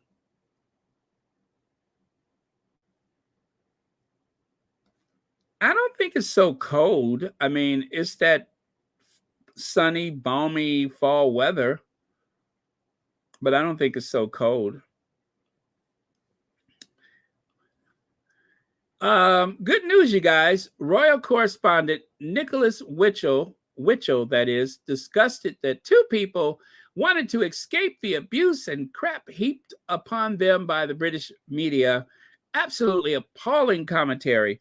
Well, he's retired now. He's retiring or retired. He just announced that he's leaving the BBC. Now, I cannot stand this individual. Do you guys remember when Charles got caught on that hot mic when they went skiing and he says, "Oh, I just can't take them. Oh, I don't. Oh, those bloody reporters. Oh." Well, anyway, he was referring to Nicholas Witchell and the rest of the photographers that were there. But in particular, Nicholas was the one that asked, Sir, whatever question that he asked Charles. And Charles was like grinning and talking like a ventriloquist under his breath to Harry and his brother when they were on that ski trip. But yeah, so that was Nicholas Witchell. This guy right here, he is horrible, horrible, and he's been particularly nasty to Meghan. And I'm glad he's leaving. And again, God only knows who they're going to replace him with, but he's awful. And right here, you can see how his demeanor changes when he's addressing Charles and Camilla. See how he just kind of peps up? See how bright he looks? When he's talking about the Sussexes, his eyes squints up and everything. I mean, he's literally bristling. He's gnashing his teeth speaking about the Sussexes, speaking about Meghan. But when it comes to the Queen or those two misfits, then all of a sudden he's so dandy and so happy and overjoyed and just brimming with it is such theater, and they do that all the time. And I've seen Camilla Tominey do it, where she has that skeptical look on her face when she's talking about the Sussexes, only for the topic to move to the Queen and the horse races and stuff. And then all of a sudden, she's bright like a Christmas tree. But when it comes to Harry and Meghan, there's this with a lot of that and some of this, right? They all do that. They all talk like they have some children that are misbehaving. Oh, does it ever get old?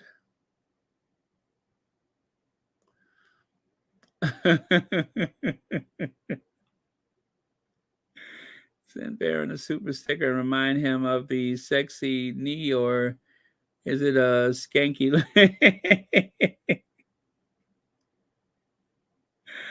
uh, well, also, you should know that before Nicholas Witchell worked for the BBC, he was actually used as the model for the abstract painting Scream. That was Nicholas Witchell. That was the model used for the painting Scream. You can see the very obvious similarities between the painting and Nicholas Witchell. The painting is worth millions of dollars. I wouldn't give you a Vegemite sandwich for Nicholas Witchell.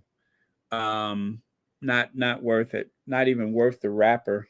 But yeah.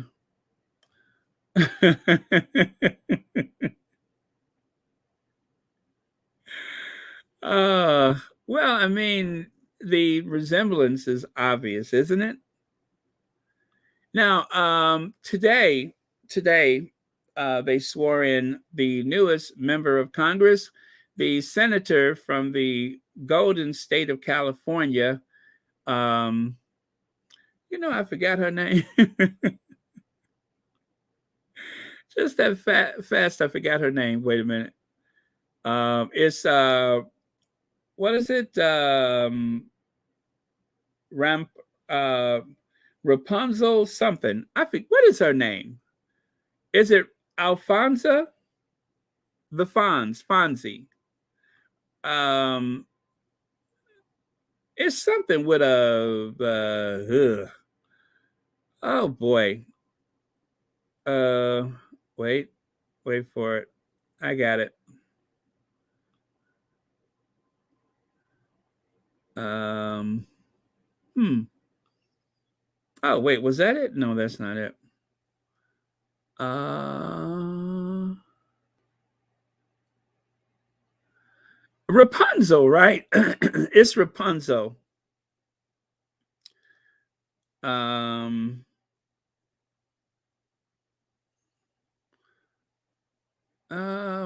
wait. Okay, today's okay. That's what I need. Where's the one for the second? Oh, there it is. I had it up. Nope, that's not it. Well, that's weird that that's not working. Yes, I'm having. Well, anyway, that's the new senator. She's from California. What is that? LaFonza Butler. Yeah. Whoa, that's going to take some getting used to. LaFonza Butler from the proud state of California was sworn in today by the vice president, um, Kamala Harrison. There you go. And there she is on the right side with the Senate Majority Leader, Chuck Schumer from the state of New York. That's Chuck Schumer. Okay, so there you go. Well, anyway, I'm done, everyone. That's the last slide. So I'll look at your comments and then we're going to call it a day. Let's see. Also knew something was up with Sophie when Kate ordered everyone at the Christmas Carol to wear red coats, and Sophie wore a white coat. Oh, yeah, because she wants so desperately to stand out, doesn't she? She wants to stand out. She feels as though she's the actual star. She's the star of the family from which everyone else revolves around Sophie. Sophie has grandiose ideas about her importance, an overinflated sense of self. That is Sophie. Sophie is a Ford Fiesta, and you can't tell her, you cannot tell her that she's not a Ferrari. You cannot tell her she's not a BMW. Nope, you cannot tell her that. I mean, everybody can see, but she ain't gonna believe it. You cannot tell her that she's not it, that she's not causing it, that she ain't working it. Every time she steps out the house, it's as though Naomi Campbell took to the runway.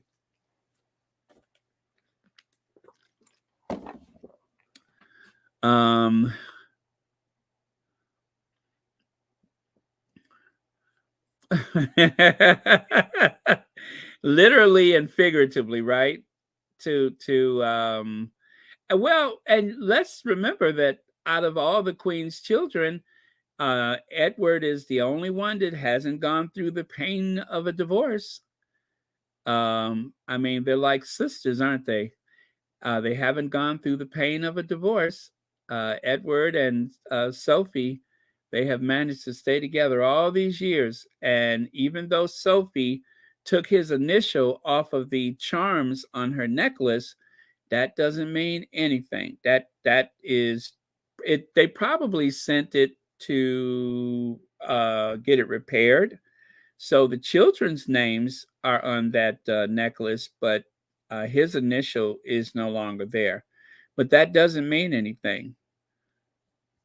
And now that she is able to, wear what she really wants to wear, how soon before Edwina starts to go and challenge the conventions of fashion? I mean, that bespoke floor length military coat, which doesn't exist for anyone else but him. I'm sorry, them and they. Them and they are the only ones that have that coat. I've never seen that anyplace else in the British military where you have something that has a train. How many people in the military have a coat that includes a train? Huh? How many people in the British military have a train on their coat? Not many. That's why he's holding it up on the side, because of the train. See, when you're stepping over a puddle, you don't want to get your coat wet. So that's why he's holding it up so that the coat, his train, won't get soiled.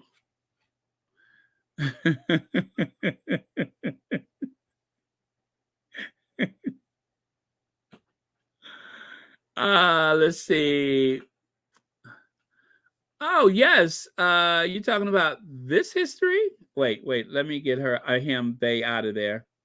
This history, right? Yes, Greg Fergus, the new Speaker of the House of Commons. That is good news and definitely worth celebrating. And congratulations for a very bold and progressive move in Canada. I love it. I love it. You know, I love diversity so much so that I have to tell you that it's not just a matter of, oh, it's got to be somebody black for this and somebody black for that. Um, I have been represented by a variety of people, and each and every time, whether it was the first time a woman has represented my congressional district or a woman has been a senator, whether it's been someone of African American descent, Jewish, East Asia, whatever, I'm always glad for that. It's not just one or the other. Um, I'm glad to have anybody that breaks that mold of the wealthy white man. I'm glad to have anybody represent me for president, Senate, Congress, mayor, whatever. I'm glad for the diversity. I just really want them to do a good job, but I'm glad for that diversity. Yeah. Did you see them shoulder pads in that suit that he wore that time? Remember when Edwina wore that suit with the red lining? It was a pinstripe suit, and it had a red lining, a page out of the Sussex playbook. It had a red lining, and I think Sophie wore red that day. And yeah, the shoulders. I'm telling you, I thought I was looking at Joan Crawford. I was waiting for him to say, Vita, haven't I given you everything? Anything money could buy? I was expecting him to do a scene from Mildred Pierce. That's how big the shoulders were. Yeah, I wish I could find that photo, but yeah, Edwina had some shoulder pads that wouldn't quit. And I hadn't seen anything like it since Mildred Pierce. Vita, haven't I given you anything? Anything money could buy? Now get out of here before I throw you out, and you and your things with it.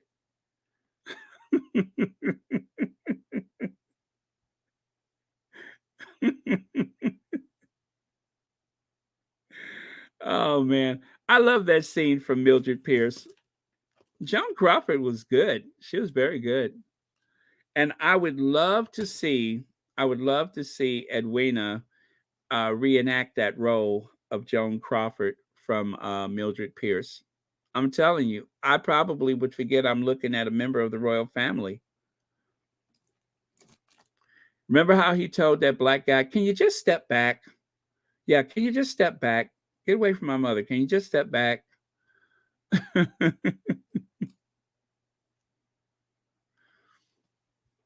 That is true, Leslie. As Americans, we have appropriated the term American.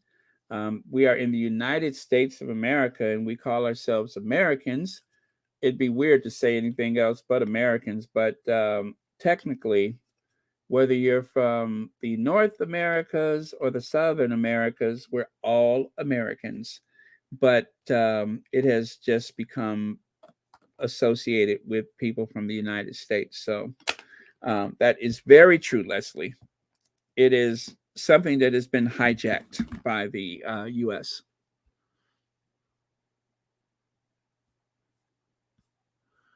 Let me see. I'm sure Edwina's foundation matches the. Oh boy, you all are feeling extra tonight, huh? I'm loving it. Oh man. Let's see. Yes, that burnt my blood. Poor kid doing his job just to good thing welfare on royals. Oh yes, the at the train station. And he didn't ask them to do that. They asked him to do it, right? And then all of a sudden, here comes Rambolina. Can't you just step back? Can you just step back? Oh, he was so brave, wasn't he? The way he dealt with that person of color. Can you just step back? Let me see. Do I have that video? Uh,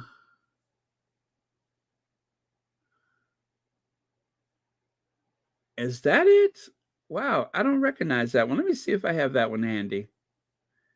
Can you just step back?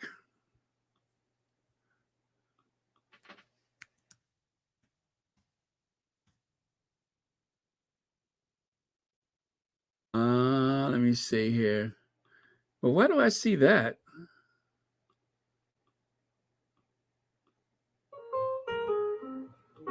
Duchess of Sussex, step back. Nope, that's not it. I don't know what I titled that video. Is it Prince Edward?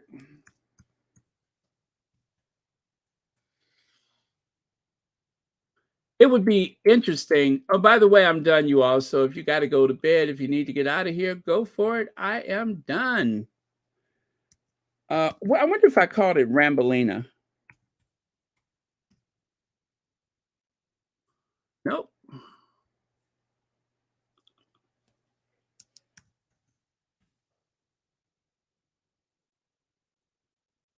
You know what? I don't know what that video is.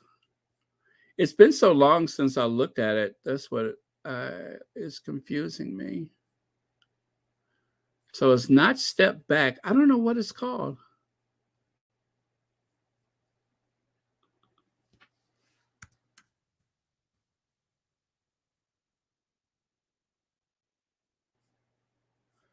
Oh, nope, that's not it.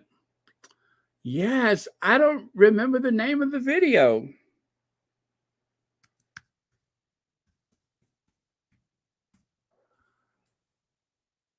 Now, you know that's going to bug me, right? You know that that is going to bug me until I find it.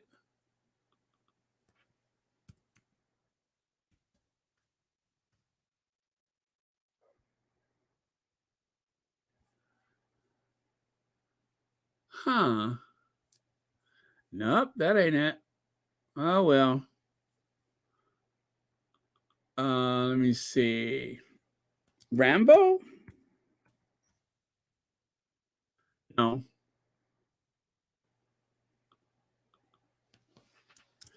And it's not under Queen.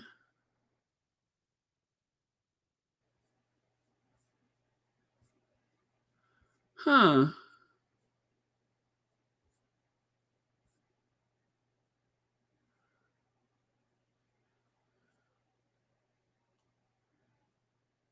Oh, yeah. I don't see it.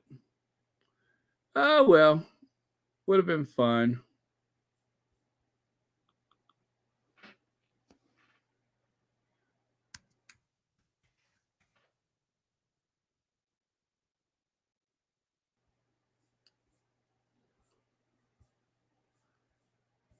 Nope, nothing.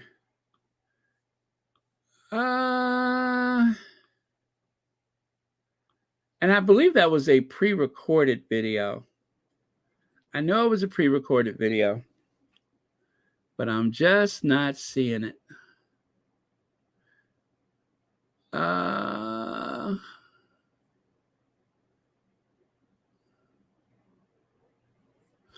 Okay, no worries.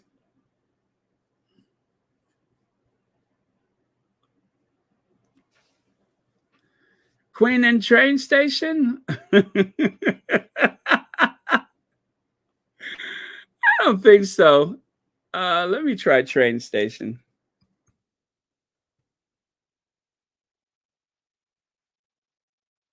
Nah, that's not it.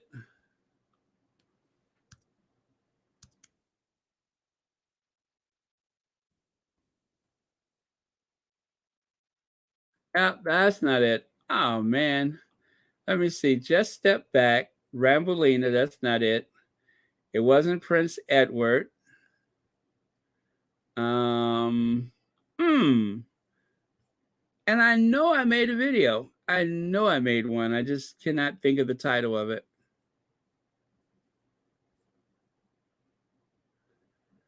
Uh,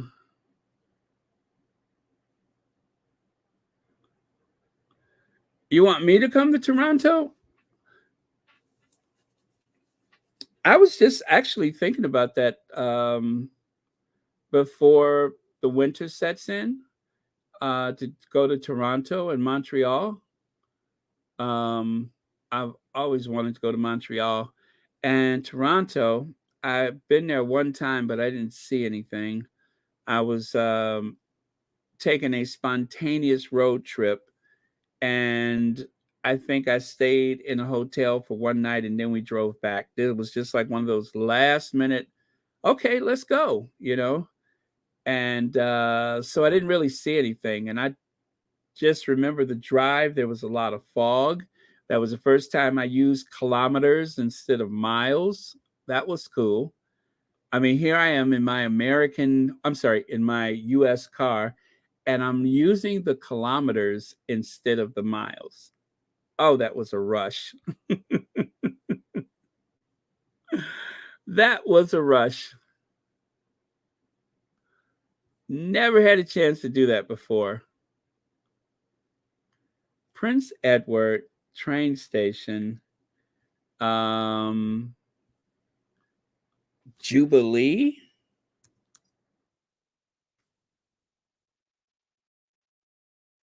No, that's not it. Because, okay.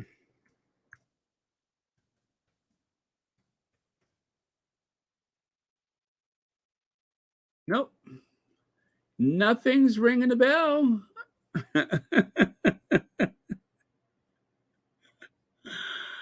Oh, let me see. They were at the train station. Um, can you just step back? That seems like that would have been the title. Even Step Back didn't work. Um, Prince Edward, Black Man? Oh, I shouldn't think that that was it, and it certainly is not. Oh man, that's gonna bug me.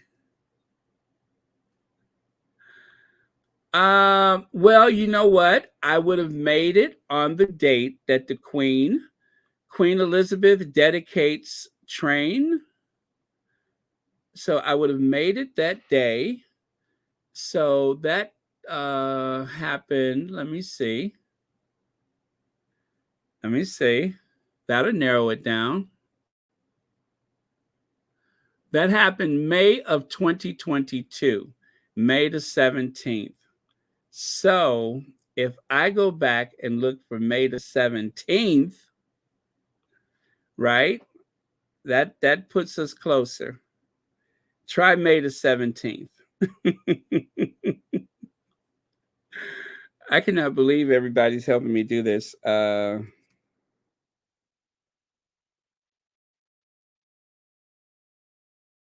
And since I'm on a different computer, let me go look at my old computer. Well, actually, the new computer has the videos on it transferred from the old computer. So this is going to take some detective work. And if I go over here and look up Step Back, I wonder if I'll find it.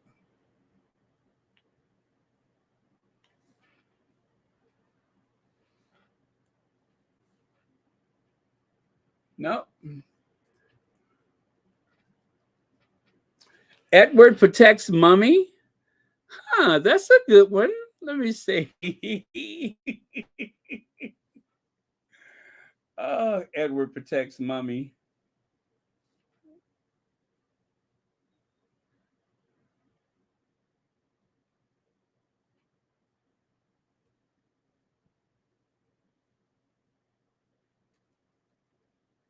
Yeah, none of that is ringing the bell.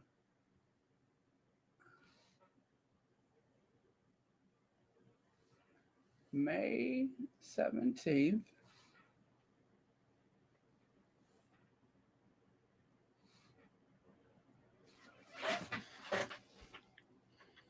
I bet you Lydia's going to find it, though. Lydia's going to find it.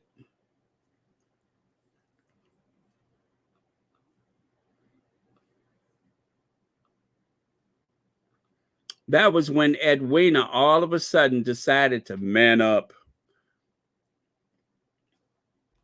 Edwina started flexing in front of cameras.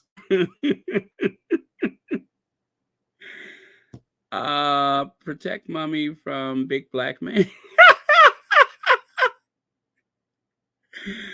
Let me see.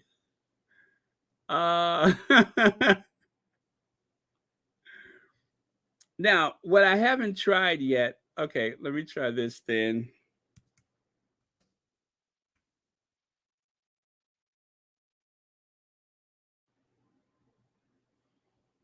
May 22nd, 2022. Wait, not 2922, it's 2022. Nope, guess what I find? I found Nacho Fagatas. So that's not it.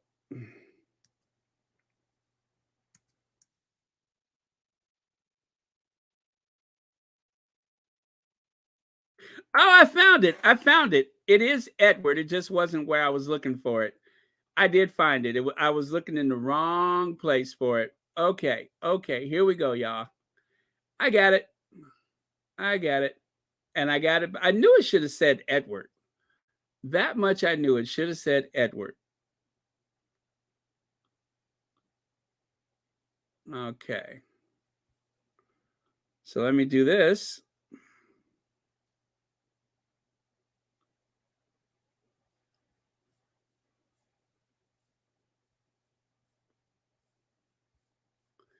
And do this. And we're going to see Edward flex, y'all. We're going to see him man up. Come on, Rambolina. Get him, Rambolina.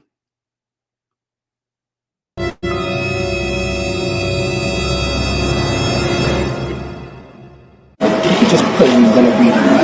On there. Yes, just step back a second on this way. You should press that against her. Yep, perfect. So you can see on the screen here, see you've got the file. Just put in the reading. On there. Yes, just step back a second on this way. You should press that against her. Yep, perfect. So you can see on the screen here, see you've got the file. Just put in the reading. On there. Yes, just step back a second on this way. You should press that against her. Yep, perfect. So you can see on the screen here, see you've got the file.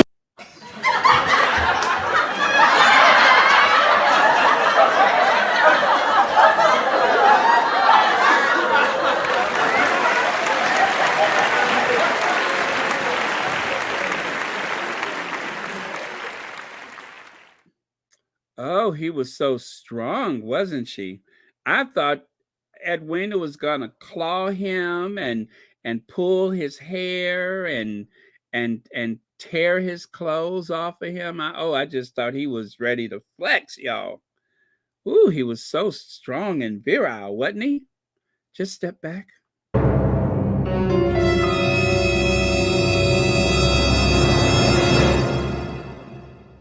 Just put in the reading. On there. Yes, just step back a second on this way. You should press that against her. Yep, perfect. So you can see on the screen here, see you've got the file. Just put in the reading. On there. Yes, just step back a second on this way. You should press that against her. Yep, perfect. So you can see on the screen here, see you've got the file. Just put in the reading. On there. Yes, just step back a second on this way. You should press that against her. Yep, perfect. So you can see on the screen here, see you've got the file.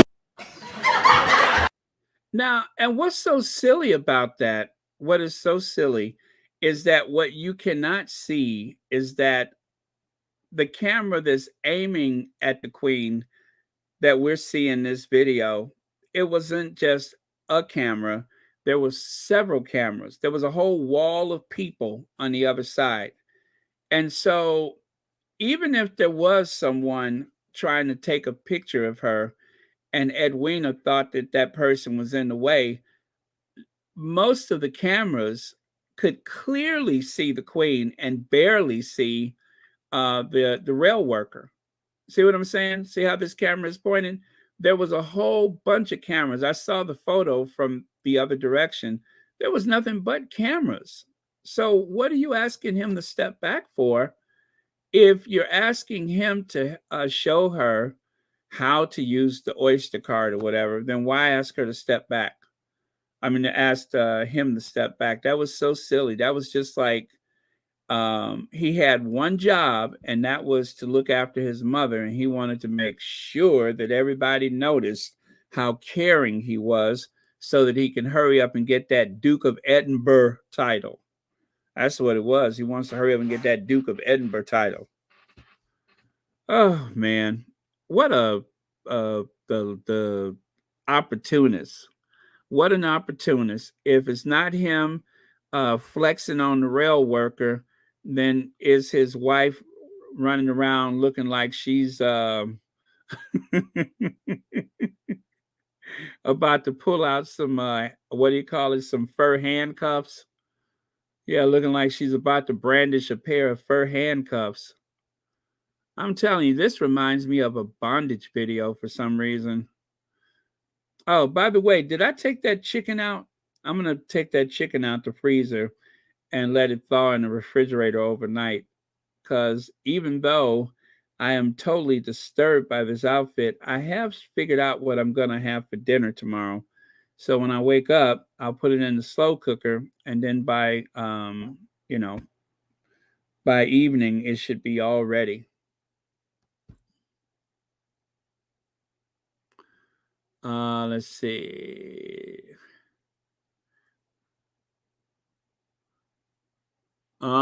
He did. He did. He had a film production company, and Sophie was a PR person, and she ran that company into the ground. They had all kind of salacious, sordid parties and stuff like that. But her real undoing, I know, Leslie, unseasoned chicken, very bland, tasteless and bland, unseasoned chicken. Um, she badmouthed the royal family. And then, of course, she was trying to, I think she got in trouble for trying to sell access to the royal family. And just like with Sarah Ferguson, I don't know what it is about them that every time somebody pretend like they're some kind of sheikh from the Middle East, they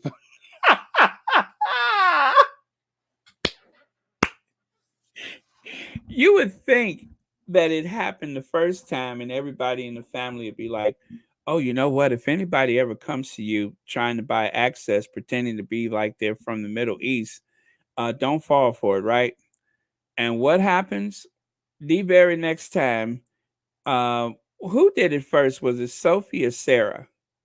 But both of them fell for the hi, I'm Sheikh so and so from the Middle East. I'd like to buy access to the royal family. Can you help me? Sure. And by the way, I cannot stand those blood sucking amoebas. I mean, it's not even it's not even so much that they offer to help, but then they start trashing the family at the same time. They literally start trashing the family. Well, you know what? Not Sarah, but she did. Sarah didn't trash the family, but this one here. So I tell you what, don't be surprised if just like Sarah Ferguson, you open up the paper tomorrow and you'll notice a picture of her with her foot stuck in somebody's mouth. I hope it's only a foot, but yeah, somebody's gonna be uh, licking her feet or sucking on her toes or whatever. Um, by tomorrow, don't be surprised. Anyway, I think that's it for today. Uh, yeah, that's it. 2 hours, 21 minutes. We ain't doing no 3 hours today. I can assure you that.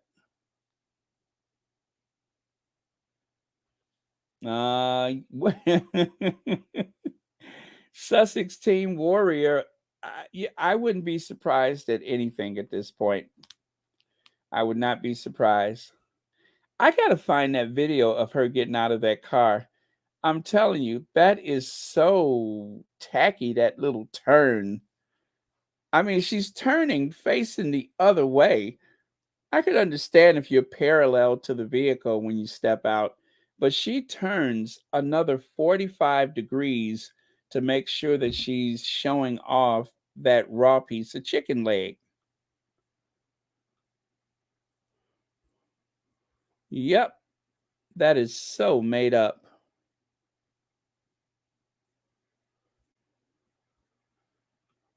I got a bunch of videos, you guys. I made so many videos that I still have.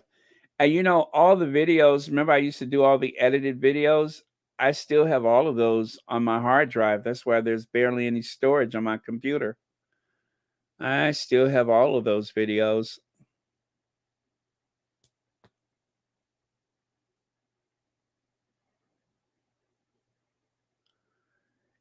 Interesting. Very, very interesting. Hey, did you all see the one when Sophie was fussing with Charlotte? Let me show you. I got it. I got it. I'm sure I shared it before.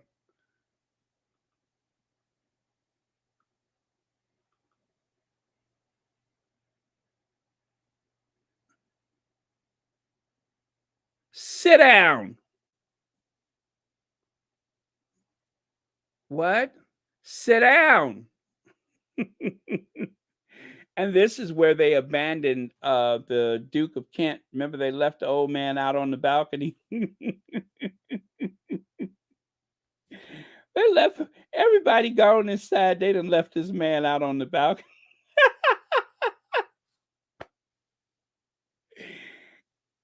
He can't hardly move. And they done just left the poor man out on the balcony. Everybody gone inside. And they done left him out there on the balcony. Ain't that a shame? And then probably they closed the door in his face. I wonder how he got off that balcony. Sit down. But mommy said, I said sit down. And then poor Duke of Kent, they didn't slam the door in his face. He turned around and realized it. He turned around and realized everybody was gone and they just slammed the door in his face. That's a cruel family. That is a cruel family. Well, I'm going to tell you what one of my favorites are. I want to tell you. And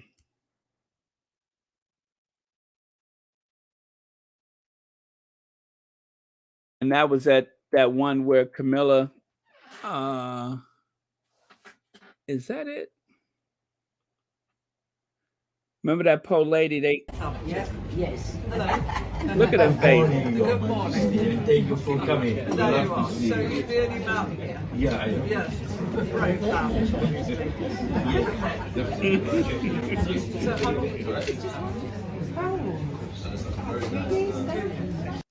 So how long?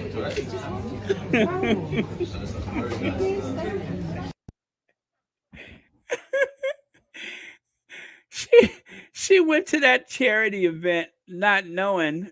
I'm pretty sure she wasn't planning to sit next to So you've Camilla. got the lunch club? Yeah. Yes. Good Hello. morning. Good morning. Thank you for coming. There you are. So you're really Mountain here? Yeah, I am. Yes.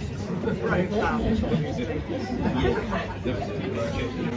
So how long? And then that old fossil that reached over her.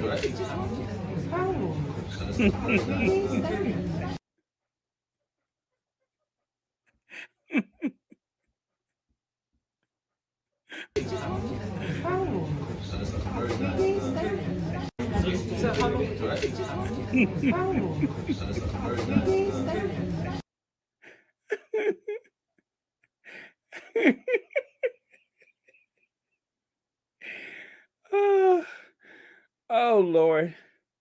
I'm telling you, that poor lady was not happy. She didn't know. I mean, first of all, she probably didn't know that she was going to be on camera. And then on top of that, to know that she has to sit next to the crypt keeper. Good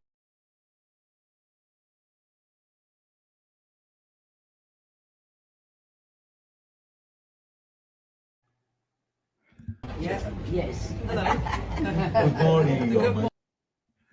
Okay, y'all can't hear me. I think I had accidentally unplugged the what you call it, the microphone. Let me see. They think visiting Old Folks Center on Black History Month is going to help their image. Yeah. Well, I hope that there's some dirt comes out. I really do hope some dirt comes out. Something, anything. Give me anything. I know Mary H. That poor lady. She went there just, trying to do her charitable work, and next thing you know, she's at the same table, got Camilla reaching all over her. Ugh.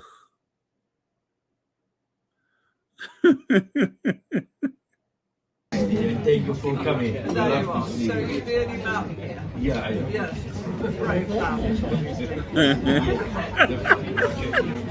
how long did it take? So how long did it take? Oh man. Okay, I'm not gonna look at that again. Gosh, that's funny to me though. Oh. When somebody shake their head like that, you know they're saying, "So help me God." If this woman reach over me one more time, oh man, that look was epic, universal. All right, love you guys. I am done for tonight. Thank you all so much for being here. It has been a pleasure. I had so much fun as I always do. Um, Also, thanks to our queens for the Sussexes. And of course, the Sussex family, right? Okay.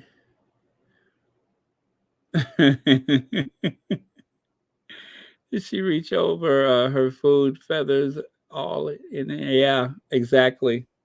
All that dust coming off those wings. Good night, Terry H. All right. Thank you, everyone. Thank you for your kind and generous contributions. Thank you for the memberships on YouTube and on the Patreon. Thank you for the Cash App and the Venmo. Also, many thanks to the moderators for keeping this a safe space. I noticed that there was that video with William being very rude to Harry. Um, there was a lot of people in denial, and that and the one with Dan Wootton where he says that the calls are coming from inside the royal family. They didn't like that one either. Boy, there's a lot of pushback for those two videos, but they got to learn at some point, right? Okay, cue the ginger. Oh, actually, I am going to end with Once Upon a Time, right? And of course, this is dedicated to Jerry White, who loves it as much as I do. So let me cue up Once Upon a Time, and that will be our close for tonight. And also, our last word for the night is Once Upon a Time. Yeah, there you go.